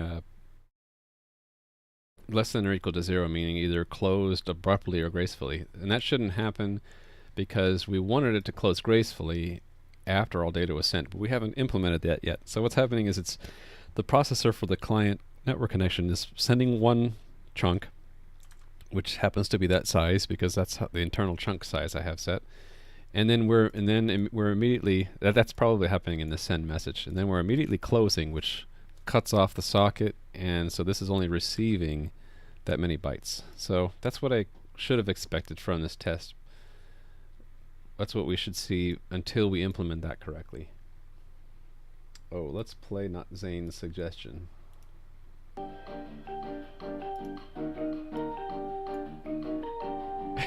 Okay, that's good too. Alright, awesome. I will bookmark that. On mute filler music. Awesomeness. Okay. I don't like the one note filling in the link like that. Anyway, thank you for that.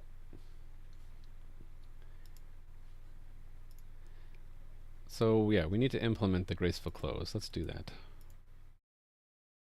Close, we're passing on that clean flag. And we're setting, okay, so we're setting true to stop processing. I think we don't want to do that. Or maybe we just ignore stop processing if clean is true. Or I can combine these two flags into an enum, because now there are 3 reasons why we might call close. Close abrupt from outside of the processing thread, close abrupt inside that, and then close gracefully. Does it make sense to turn that into an enum? Okay, it's called from outside the, it's from the platform independent part. So if we were to do that, it would have to be in NetworkConnection impl.hpp, I guess. Right. Yeah. So let's Yeah, I kind of feel like putting it there. It's always, I think it's an improvement to turn a Boolean into an enum. More readable, right? Let's see, what do we put it in? Impl, I guess?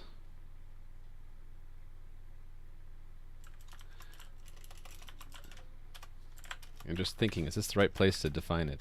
This is used to indicate to indicate what procedure to follow in order to close the connection. Enum class close procedure. So what are the values? This indicates the connection should be terminated immediately without stopping the processor thread. This is the innermost one, so inner, oh well, immediate from processor.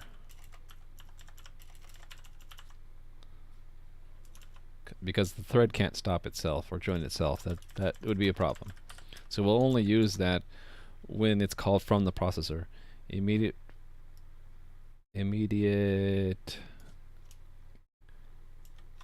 and stop processor. Should we actually rename this? Immediate do not stop processor. That's maybe better way to say it. Should be terminated immediately, and the processor thread should be joined. Okay, and then this indicates the connection should be gracefully closed, meaning all data queued to be sent should first be sent by the processor thread, and then the socket should be marked as no longer sending data, e.g. shutdown, or sending the, it's also called the close condition, I think. And then finally the socket should be closed. And that's completely asynchronous, so we're not doing anything with about the processor thread. So this is graceful. Okay, so close is going to take one of these. Procedure. This indicates the procedure to follow in order to close the connection. Alright. Whoops. I keep slipping on the keyboard. I want to copy that into the clipboard and then right click that and go to its definition so that I can replace that there. Okay. So this stop processing becomes if procedure equals close procedure immediate and stop processor.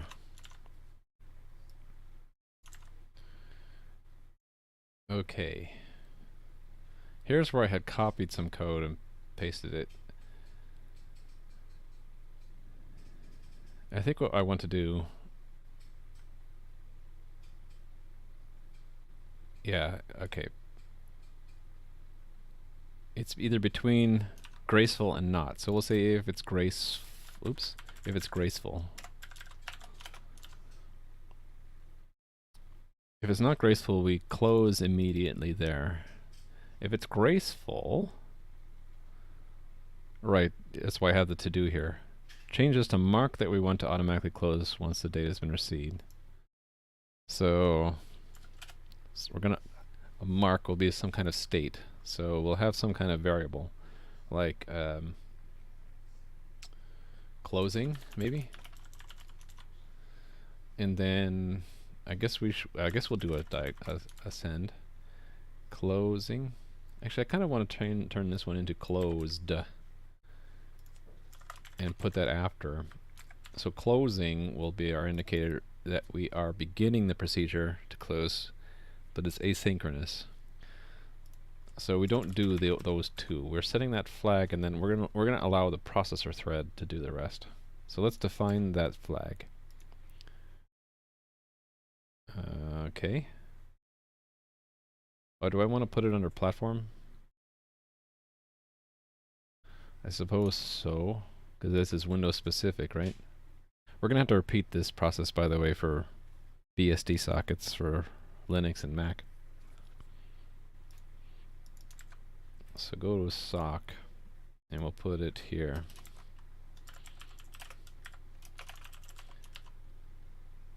So you're back. I guess that's what you use the debugger for?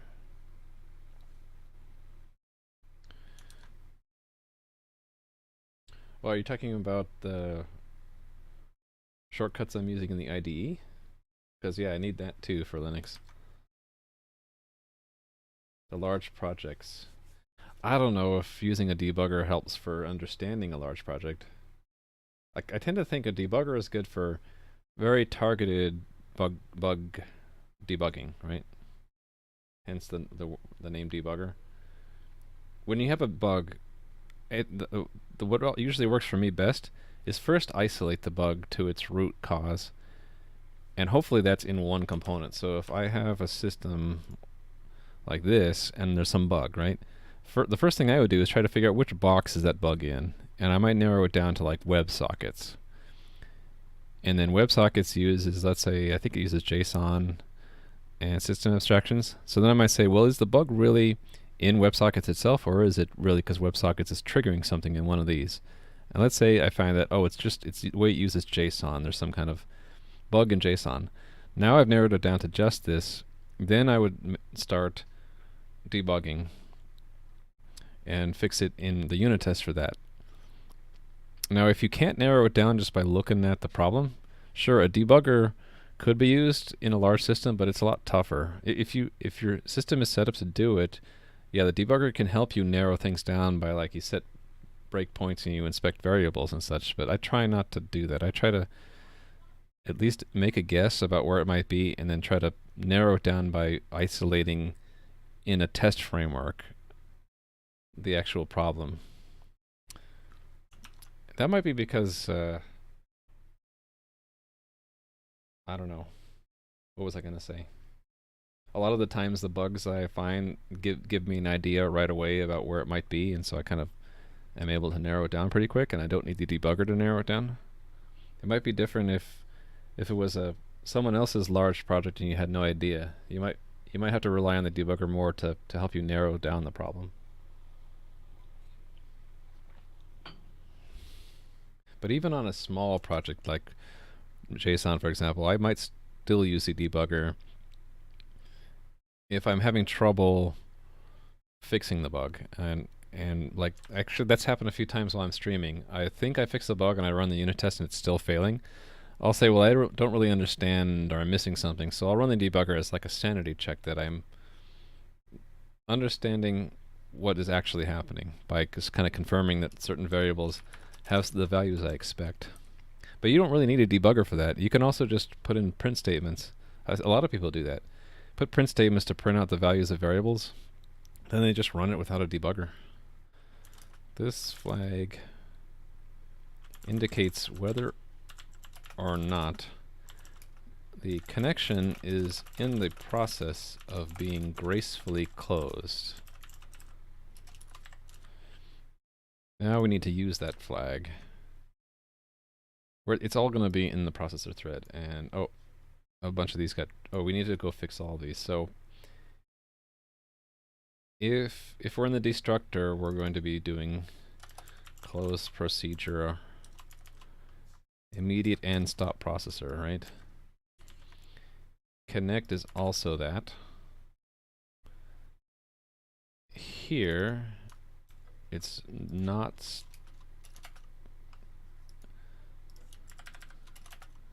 Do not stop processor.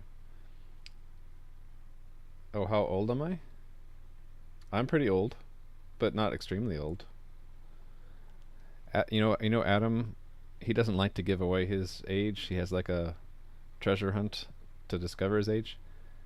And I'm kind of feeling like I should be like him and not reveal what my age is, but perhaps make a treasure hunt to figure that out. But I haven't set that up yet. Yeah, you can kind of get a rough guess based on how long I've been doing stuff. I'm not in my 20s anymore, that's for sure.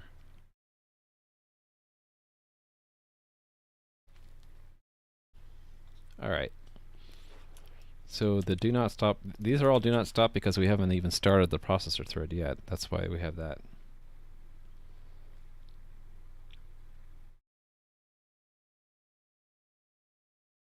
Same thing. Oh, here it's because this is the processor thread. And it would be dangerous to stop ourselves. All right. Old enough to be called Mr. or Sir? I suppose, but I like to call people Sir even if they're much younger than me. I think it's just a polite thing to do. Okay, connect. Right, we're closing the old... Do we even need to do this? Because that internal one does it, right? This internal one already calls close. So why am I bothering to call close here? I don't think I need to do that.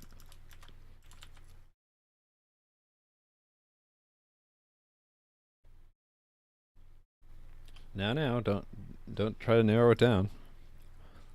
I'm not going to be giving out any hints other than the ones that are already there. Okay, this clean is going to determine what we do, right? So clean, I'm kind of getting into the preference of breaking it up like this. Clean, one thing or another, right? So one thing would be, if it's clean, it's going to do graceful.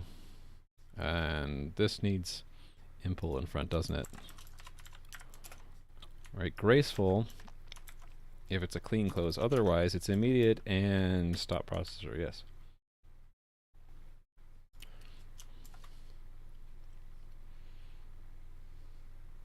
All right, so we could now focus on that processor thread.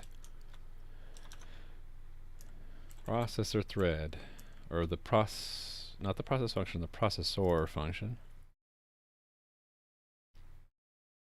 Right, there are certain things we need to do here.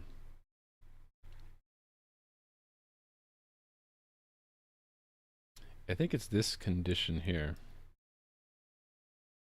If we're closing, we don't want to do an immediate.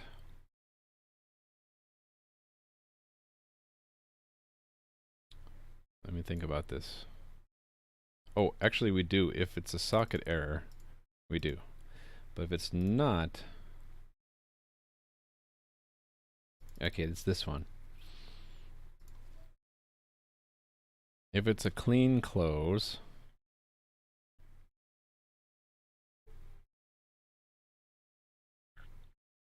Yeah, so this is going to close immediately. But if we're already closing, we kind of want to wait until we've sent everything. So we'll say if closing. Actually, I'm thinking we want to do it always, right? Maybe instead of immediately breaking. Okay, we still want to call the broken delegate, I think. But instead of closing immediately, we can just set closing to true. I think I want to do that. That's platform, right?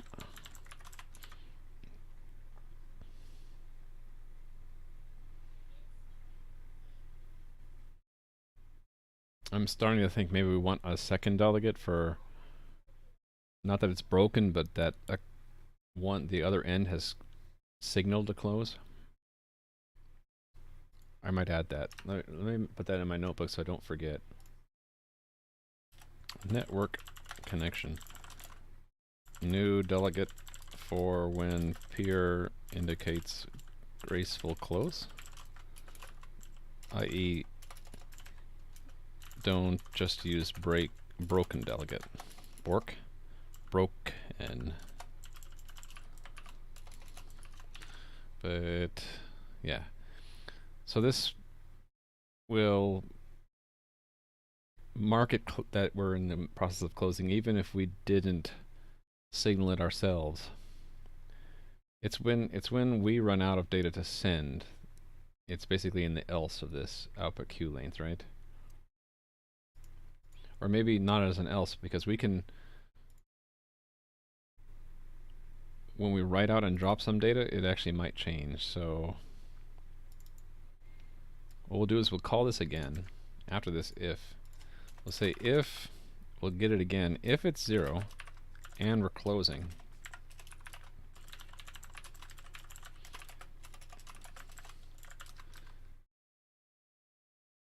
Oh, thanks a lot, though. Or should I say, no? Or should I really should have a sound effect on a hotkey where it's Bart Simpson saying do. And so whenever I want to say thanks, I say thanks and then hit the key. It says do. Dope. He's dope. I'm realizing here that there are two possible paths. We might initiate the close first, or the peer might initiate the close first. If we initiate it, then we don't want to close the socket yet because we want to wait until this happens up here. Where is it? Here. So maybe I actually want two flags. Let me make another flag just because I think this is what I want. We want closing to indicate whether the connection is in the process of being gracefully closed.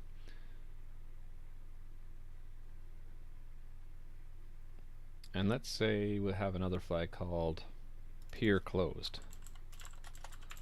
This indicates whether or not the peer of the connection has signaled a graceful close.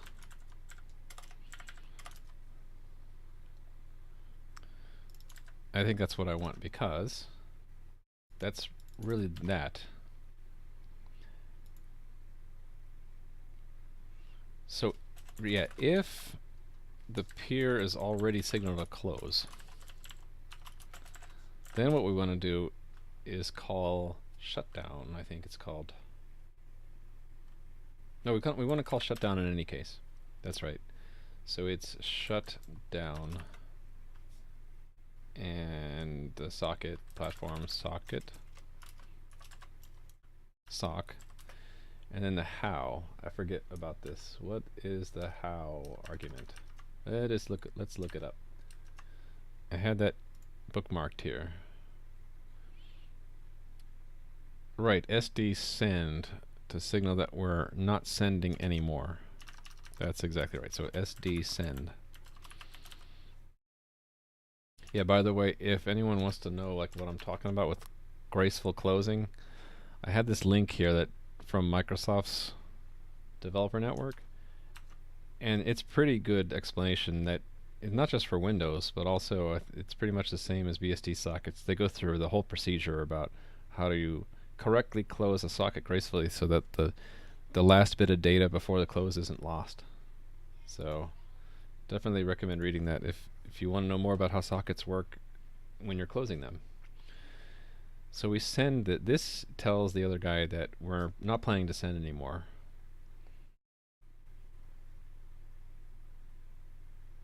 Which means, yeah, that's exactly what we want. Now, if they've already signaled a close, then we can terminate, right? We can do our close socket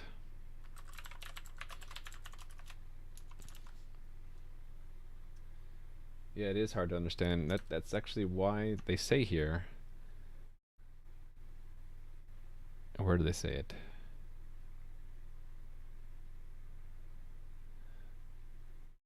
And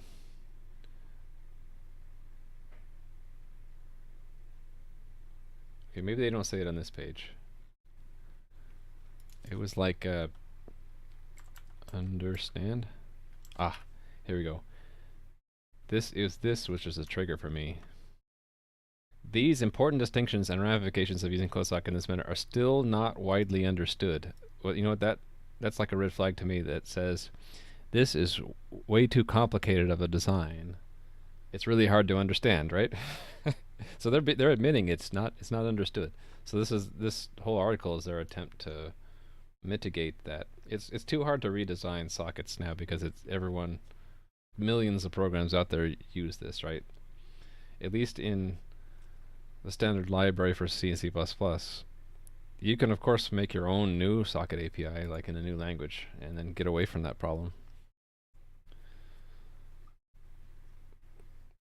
But yeah, it's really hard to change old APIs that are used millions of places. Okay, so we're gonna close. Is that what we do in close, by the way?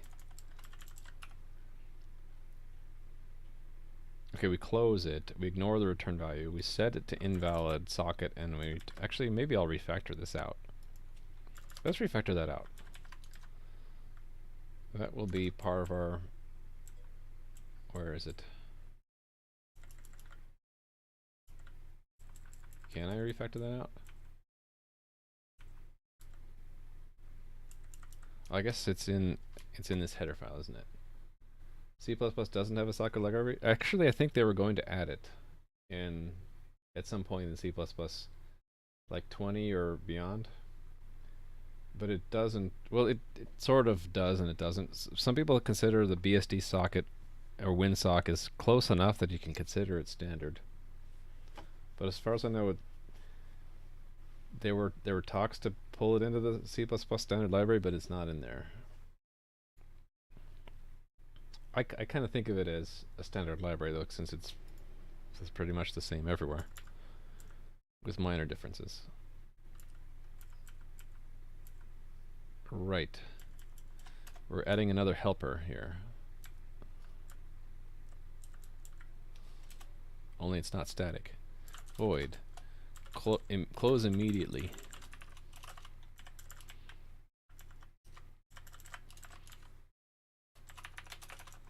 This helper method is called from various places to standardize how the class, or what the class does when it wants to immediately close the connection. So the reason, mainly, it's because I don't want this complicated formatting of the diagnostic message. I don't want to have it anywhere else. I kind of want to have one place where it's done, and also this coupling of closing and then setting it to invalid socket. I want to keep that. Actually, now that I look at it, we need to break this up. We're going to declare it there and implement it in the CPP file, aren't we? So right here, the end. The prefix goes there, and this drops away.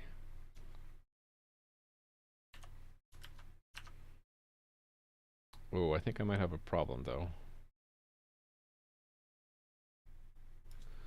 That's fine, but this diagnostic sender is a problem. That's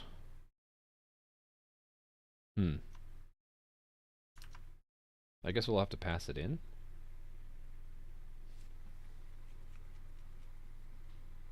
Oh, hold on. I know how to do this. We will have two levels of close immediately. We'll have it at the platform level, and then we'll have it at the platform independent level. Here.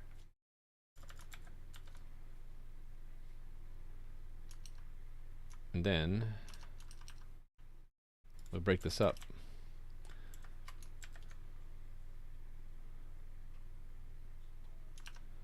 So this close is implemented here.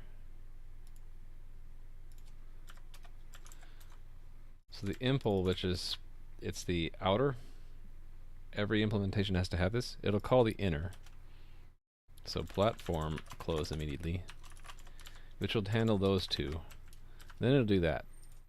So the inner one down here doesn't do these first two. It just does. Oh, it doesn't do this last one. It just does these first two, and it doesn't need to dereference platform. Like that. There we go. Okay, so then I can change this to just close immediately, right? And then I can use it again in the processor. Close immediately. Okay. Now what if the peer hasn't closed? I guess we end up getting to hear it a second time. Oh, okay, we don't want to we don't want to do that a second time. Do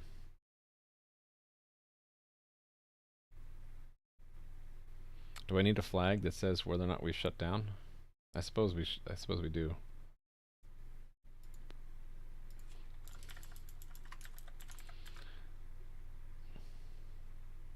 Oh, hold on, wait a minute. Isn't closing already signify that? No, it doesn't. It's like closing. Shut down. Shut down sent. It's like this one. Indicates whether or not the connection, whether or not the underlying socket, the socket has been shut down. FD close, indication sent, so that we don't send it twice. Never seen any of the Monty Python stuff. Rick, you should try one of the movies. It's pretty old school, like from the 90s. And it's British comedy, so hey, if you're into British comedy and you don't mind watching something that's, what, 15 years old now, then definitely.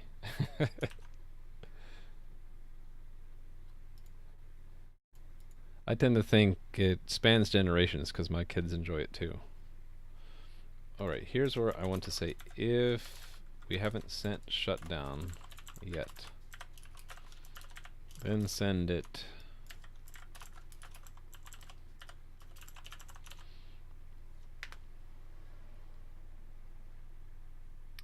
I think this will work. Let's see what happens. Although I think we might break some of our other tests because of the way we I changed something up here, didn't I? Actually, maybe it'll still work. Modern British accent's disgusting.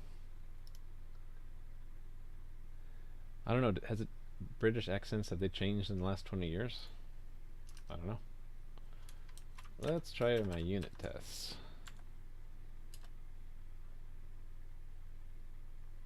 Okay, it's stuck. Okay, so again, because I'm so recently traumatized by this, if I run this in the debugger and my stream goes down, you'll know it's because my computer broke again. But let's cross our fingers and try it out. Test runner. I'm getting pretty good at restarting my computer after a hard crash, though. Let's try it out. There goes nothing. Okay, it's just stuck somewhere. So break. And how many bytes have we received? We haven't received any yet. Oh, that's not good. So have we not sent any? Send, that would be in the thread window. Threads. Dock that down there, please. Okay, processor thread. Interesting. Okay, so what's the state of our connection?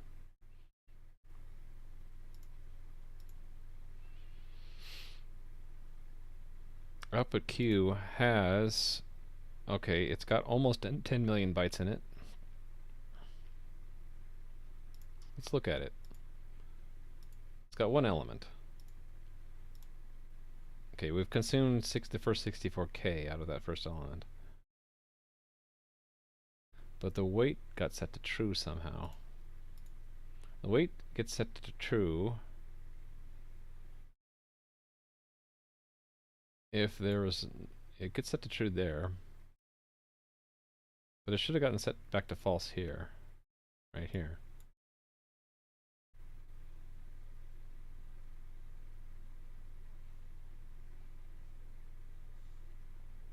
Oh, did I get this wrong? I think I got this wrong. It's if it's greater than 0. I think that's the problem. So I got stuck waiting because it didn't think that there was anything left to send. Okay, there we go. Oh, I didn't expect it to pass that soon. That's awesome. I expected that it would get further along in here and then one of these would fail, but apparently it's working. So yeah, that means that we get, even though this message is sent and we immediately tell it to close, it still gets all, what? It goes until, yeah, the data size will be 10 million. So it's going to read in 100,000 byte chunks until it's received all 10 million bytes. I picked these numbers to be pretty high to guarantee that we win the race, right? That close is going to start its procedure way before we're done sending all 10 million bytes and receiving it back. So at no point did it break early, and we didn't get the broken delegate until we closed our end, and then we get the broken. So that's great. Let me run all the tests to make sure nothing else broke. Maybe something else broke, right? That's Murphy's Law. Fix one thing, break another. Wow, look at that. Everything's... I'm feeling good about this. In fact, I don't think I'm going to merge it back into the main branch. So we're going to say, even though we haven't fully tested it yet, that we implemented graceful closing. At least for Windows. I need to go back. Let me make a note. I need to go back and do this for Linux. Update, well, it's really POSIX. POSIX implementation. Graceful close.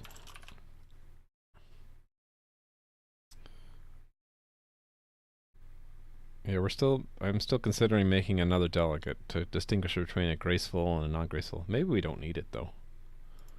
I'll have to think about that later. Okay. Implement graceful close. This is for network connection. Windows only. Note. Work in progress. Still need to do POSIX implementation. I do have a Linux box. I'm just not set up right at the moment to flip over to that to develop on it. I'd rather make that a subject of another stream. So we're going to push that. Although I guess I don't really need to, because we're going to fold this branch in. We're going to get checkout master, get merge crash, get push. And now that crash is merged, I can, I don't know, what's the procedure? What do you guys think? Do you keep around old branches that have been merged? Like now crash is merged into master. Would I keep it around or would I delete it? If I deleted it off of the remote, then anyone who is pulling from it, they'll get an error when they pull, right? And they'll have to say, oh, it's because it's been merged. If I keep it around, then they can pull and they can see it's back on master. Until I start moving master again and then crash isn't moving. I'll have to look that up, but I think for now I'll keep crash around. Let me add that to my research list.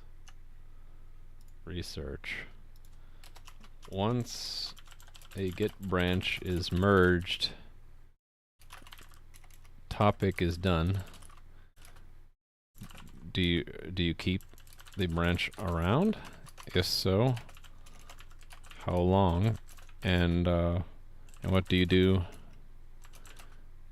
when the master continues marching? The topic would stay old. Is this a problem? I'll have to do that research later. Okay, let me sanity check. Run those unit tests again. it thinks it needs to rebuild because we merged. We checked out the master branch we merged, so it saw that the code changed. I saw some warnings in there, so let me address those. I like to address warnings early. I don't like projects that allow compiler warnings to stay in there. It looks like it was just this one. Actually, there's a way to see that, right? Error list? One warning. There we go. I used the wrong type, I guess.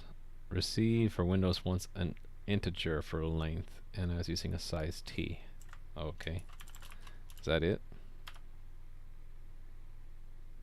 Alright, whatever. Whatevs. So get... It's just the one thing, right? Oh. How did that happen? Let's fix that. So, stage the one I want. That's not what I wanted. Just that line. And then Control J on that. And I get this box. Revert. Okay. Diff. What is it? Cache? Oh, what is it? What is it to view what you have on the stage? It's not stage. You would think it would be stage, but it's not. Anybody remember? I'll have to look it up if no one remembers. Git diff staged. Cached. Okay, I was close. I said cache. It's cached. There we go. So git commit fix compiler warning. Push that. I'm going to go up one level and get a status for a whole project to see if I had to change anything else.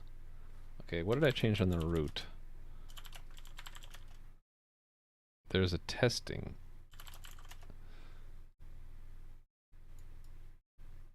Oh, I think that gets created whenever I accidentally run ctest from the wrong directory.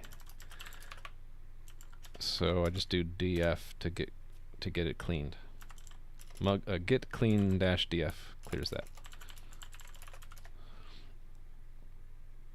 Okay, so I'm happy that this is working. There's the one test that I didn't write yet though.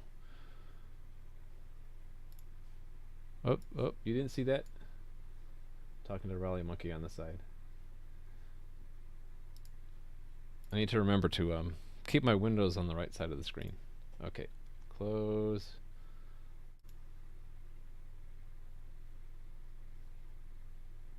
Yeah.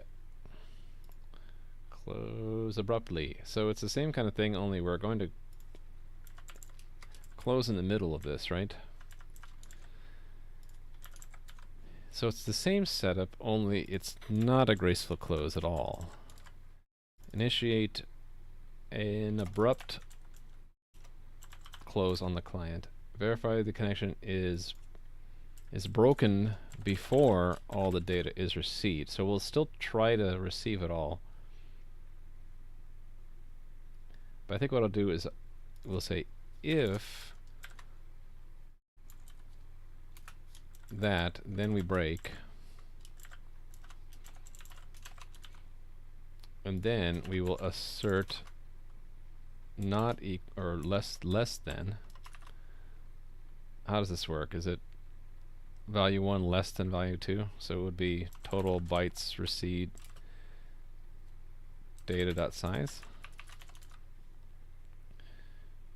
and then verify the under test has indicated the connection is broken. So assert, or actually we can make this an expect. This can be an expect also. And then we don't need to do that. Oh, hold on. I had some clever code that did that for us, right? I should probably, yeah, we don't need to do this anymore, but I should probably fix the last test, because it's going to call close socket twice, which is really kind of rude. What we'll do is we'll say if server is not equal to invalid socket, then close it. And then we'll just, after we close it down here, we'll set it. Actually, it's a different socket, isn't it? Oh, I see. I need to have my nifty little trick twice. Because we need to do that. And I need to do this little trick up here again. This is just to make sure that everything gets cleaned up. What should I say? No matter what path is taken through the test, things get cleaned up. So it's just leveraging shared pointer that when it goes out of scope, it's going to call the deleter. I could use unique pointer, but I like shared pointer in that it can take a lambda. So this is server connection reference. It captures server connection.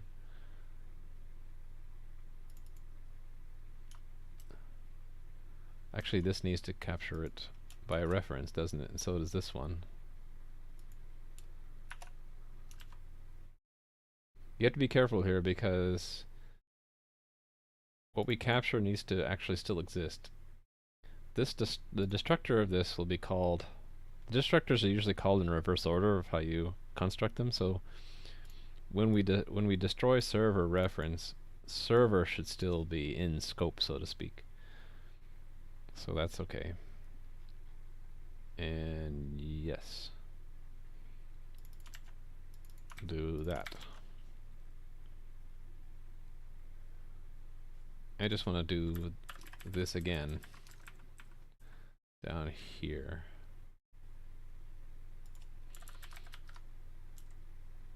And then actually that thing at the top, the thing I do in the gracefully I want to do in the other test as well. There we go. Okay, let's see if that works. Hopefully it just works and then I can move on. Gtest filter equals, let's run all the ones that have close in the name. Okay, it didn't work. The close abruptly is not working. We're not getting a connection broken.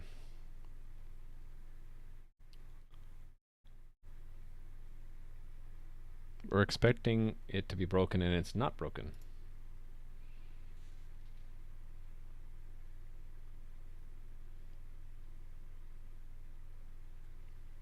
I would expect this would do it. Because client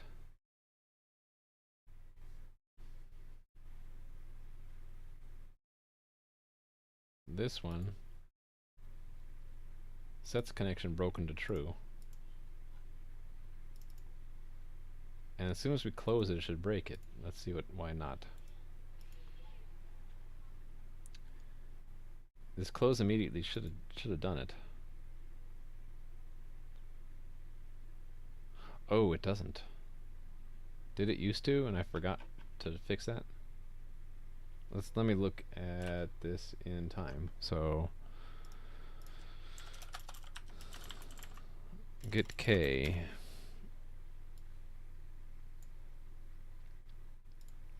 So that is patch this one.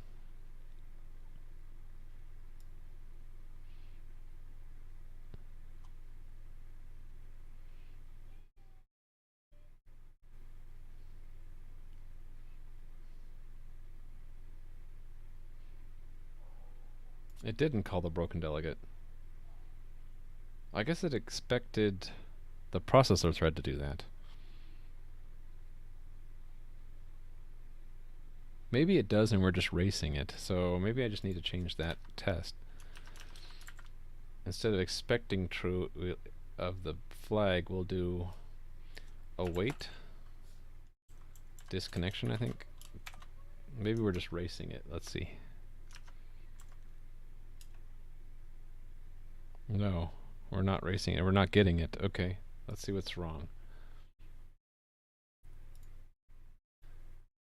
Close will stop the processor. Oh, we're stopping the processor, so it's not gonna, yeah, it's not gonna tell us that we're broken. When do we call the broken delegate?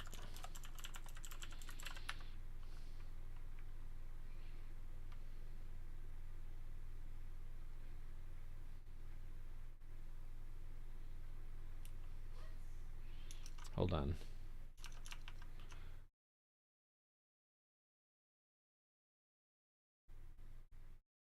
Okay, that's our end closes.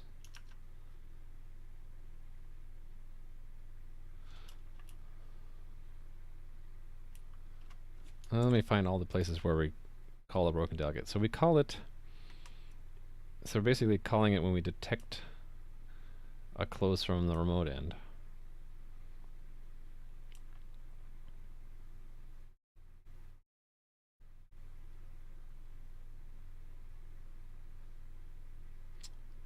I actually don't think this ever happens, by the way. When you send, you should not get 0 back.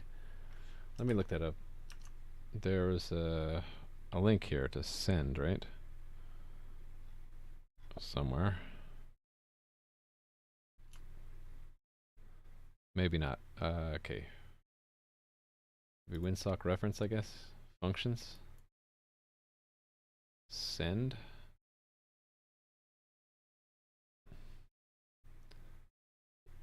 Right. I don't think it ever returns 0.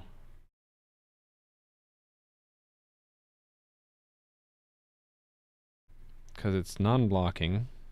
It should tell us that it would block.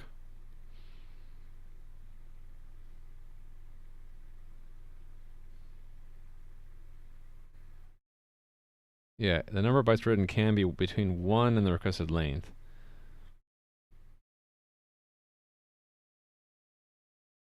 It says only if we set the length to be 0 do we get 0 as a return value.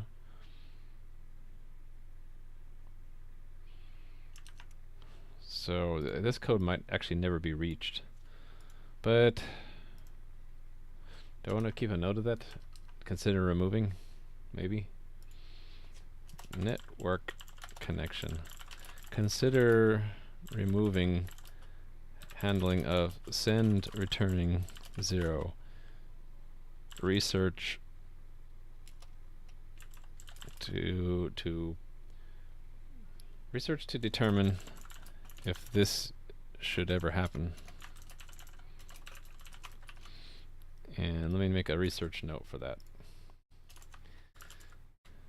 Does send, e.g. win sock or BSD sockets, ever return 0 when we try to send 1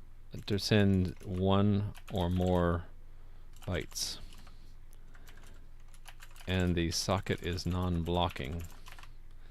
I don't think so, because if it's non-blocking, you should get this special E would block or WSA E would block instead of getting 0. I'll just leave that in there until I do some more research. So from the top, right, if there's an error on read, if it's a graceful close from the remote side, if it's an error writing, this one shouldn't ever happen. Those are the only cases. So we're only getting the delegate if the other end closes. If we close and we close immediately, though, I think that's where we have to have a special case. This close immediately, I think, should do us, should send, it should call the broken delegate, I think, if it's not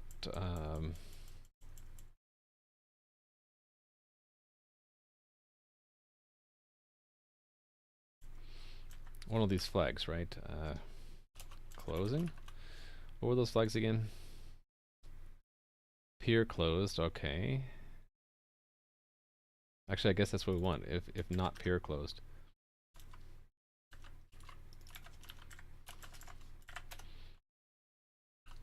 Broken delegate.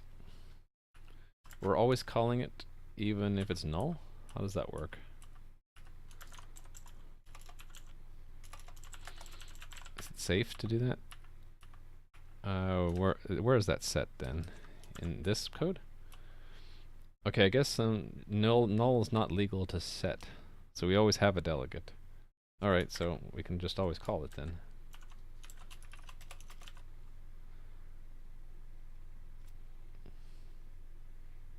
And then where is close immediately called?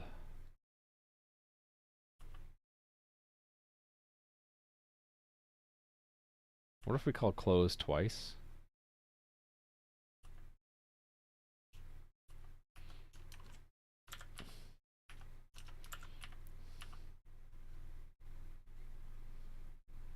Okay, it won't get in here because the socket won't be in. If its socket's invalid, it means we already closed it, so we won't close it again at least. Okay.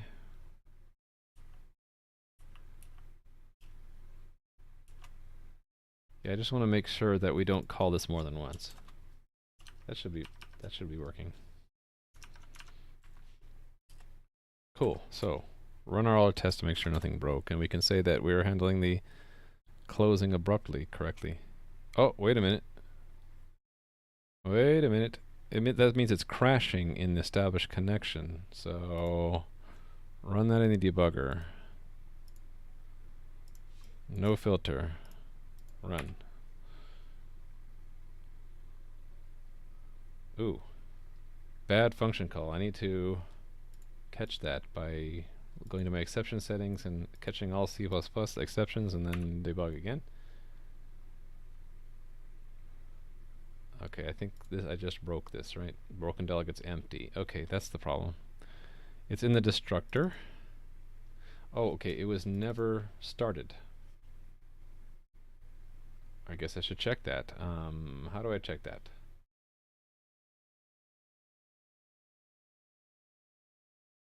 Wait a minute, what is the socket then?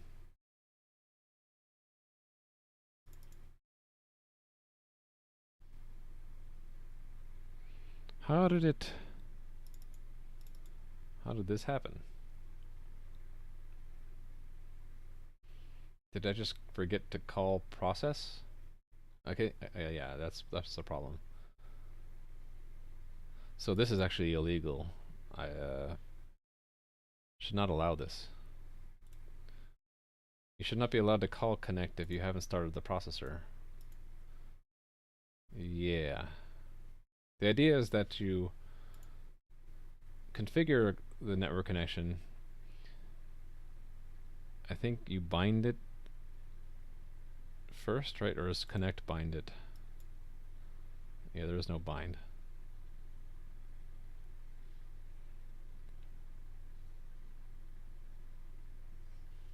Or, okay, maybe it's connect and then process.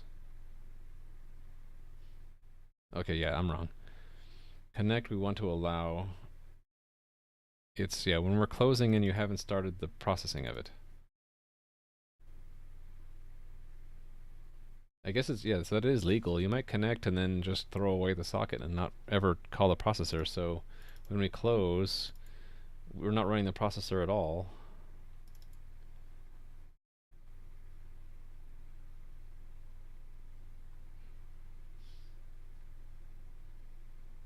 So it's going to be null, right? So I guess we do need to check for this one case.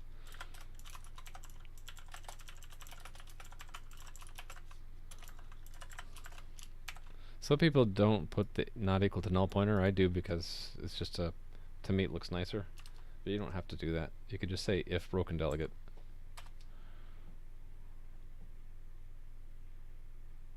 Alright. So there we go. That's all we had to do, actually. Okay, well that was some safety stuff. Let's check that in first. Test. Yes.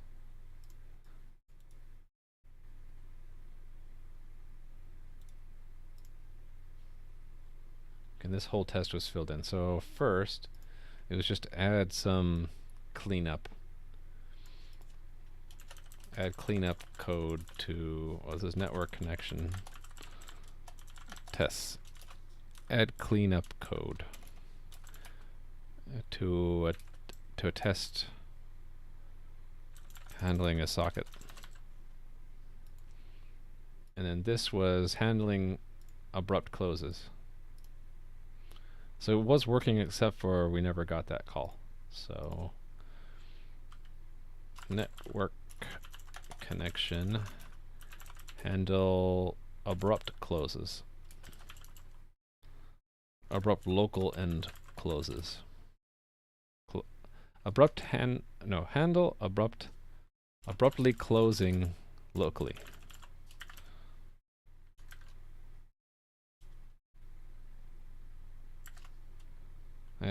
That's fine. I might be near the end of today's plan. I don't remember if I had something else on the plan. Let's look. Log.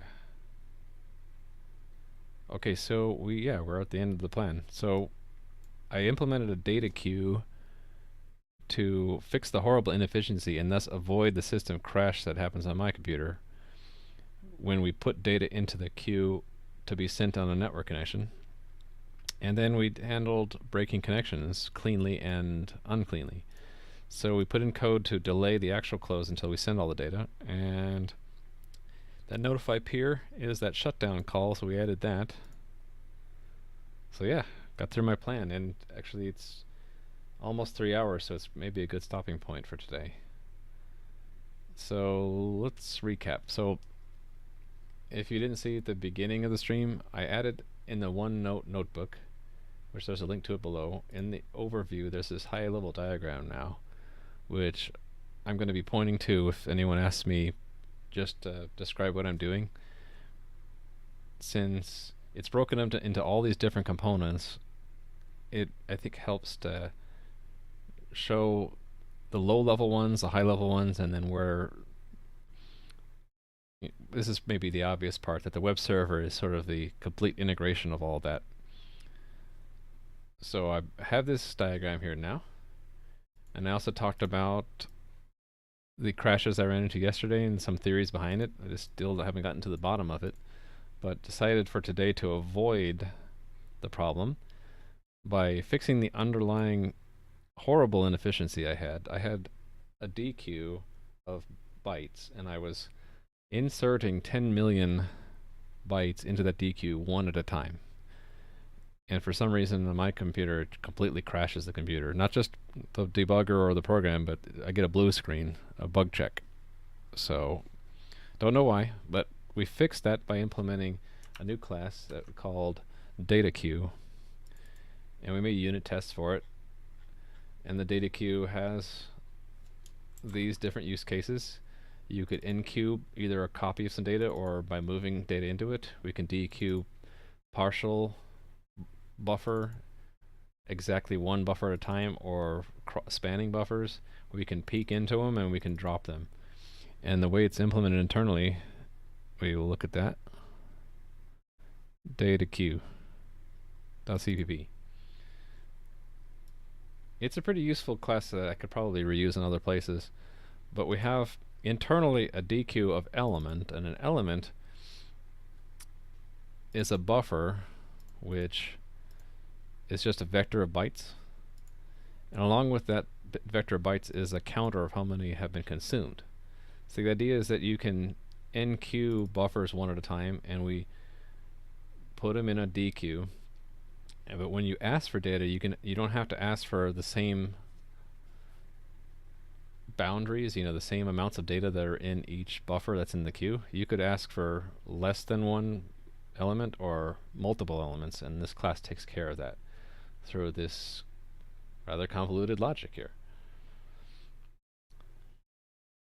And we have both copy in data or move in data semantics. And we have these gets. This one is for our unit test to make sure everything is correct, and this one is more useful. You can ask the queue how many bytes are in the queue. So all of that was to implement a better solution to this inefficient queuing of data in our network connection. So then the latter half of the stream I spent on implementing graceful disconnections. So the idea there, if I look at my unit test for that, or is the graceful one? Okay, that's the abrupt one. Here's the graceful one. The idea is that you might tell the network connection, I want to send these 10 million bytes, and then since this send message is asynchronous, before it's done, you might tell it to close, but you'll tell it this true flag, this flag for clean means close cleanly or do a graceful close. And what we expect is that on the other end, we'll be able to read. Oh, where is it? Okay. Yeah, we assert that we can actually receive all 10 million bytes, even if we read it in pieces like we do here. And even after we've received all 10 million bytes, the connection still won't have been broken until we close our end, and then we'll get a disconnect. So that's the clean close handshake of sockets, and we wanted our network connection class to support that. And then we finished up with handling the abrupt case, where it's the same thing, only you pass false for this clean flag, and then what we expect is that we get less than that 10 million bytes. It breaks sometime in the middle. So there's a little bit of a race here, which is why I use a large number. Use a large number to guarantee that we'll win the race. Our test will get to this expecting. In other words, this close should happen before the send message is done in its worker thread. So we expect to receive less than the 10 million bytes, and that we get a disconnection notice. So that's what we worked on today. What to work on tomorrow, I'm not exactly sure. So I'll have to go back in my notes and look. I can show you what I intend to do sort of short, medium, long term. I want to get back to this. I really wanted to take this chat room, which was, if we look at the high level diagram, this chat room plugin, which is sort of a demonstration of the web server. I wanted to put that on an external server so that people viewing my channel can interact with it. But in order to do that, I have to do some research. I was going to use Amazon Web Services, and these are the two things I still need to learn: how to set up an instance and how to route traffic from a domain to it. Once I do that, once I figure that out, I'll be hosting it, and I'll put the URL up in the channel so that you guys can click on it, and then it should pop up my chat room client, and then you can interact with it and try to break it or have fun, whatever. Might get to this, might not. It depends on if it's interesting or not. We might add some features to the chat room, but going forward, I want to learn transport layer security, which requires some more research. What we have out there. I'm not going to try to implement TLS from scratch because there's a lot of crypto stuff that I don't know. It would just take me too long to research it. So I'm going to look what's out there already in terms of open source libraries, how to use them, and I'll pick one. Once I have that, I think I'll have all I need to start doing something that I think will be cool, just to make my own Twitch bot. And some ideas I had on what to do with it initially is have it participate in chat in my channel, and we can come up with some fun creative things, I'm sure, about how we can interact with the bot, and then maybe have it generate an overlay. For example, there's this popular bot overlay system called Stream Avatars, where there's a bot interaction that will show like on-screen avatars for the people in your channel. I'm not going to do that exactly, but I'll come up with some idea, some overlay that is connected into a bot which I write. And then the other thing I want to do eventually is build a blogging system out of this web server. So that's what I'm going to get to, and don't know how many more streams it'll take, but just trying to keep busy and do this, if not every other day, then at least 4 or 5 times a week. My schedule right now is every day from noon to 3 or 4 Pacific, but I might have to take out some days so I don't get burned out. Anyway, I hope that you enjoyed watching, and we'll host someone else, and let's see who's on. If Adam is still on, maybe we'll go host him. He's still around, so let's go host Adam.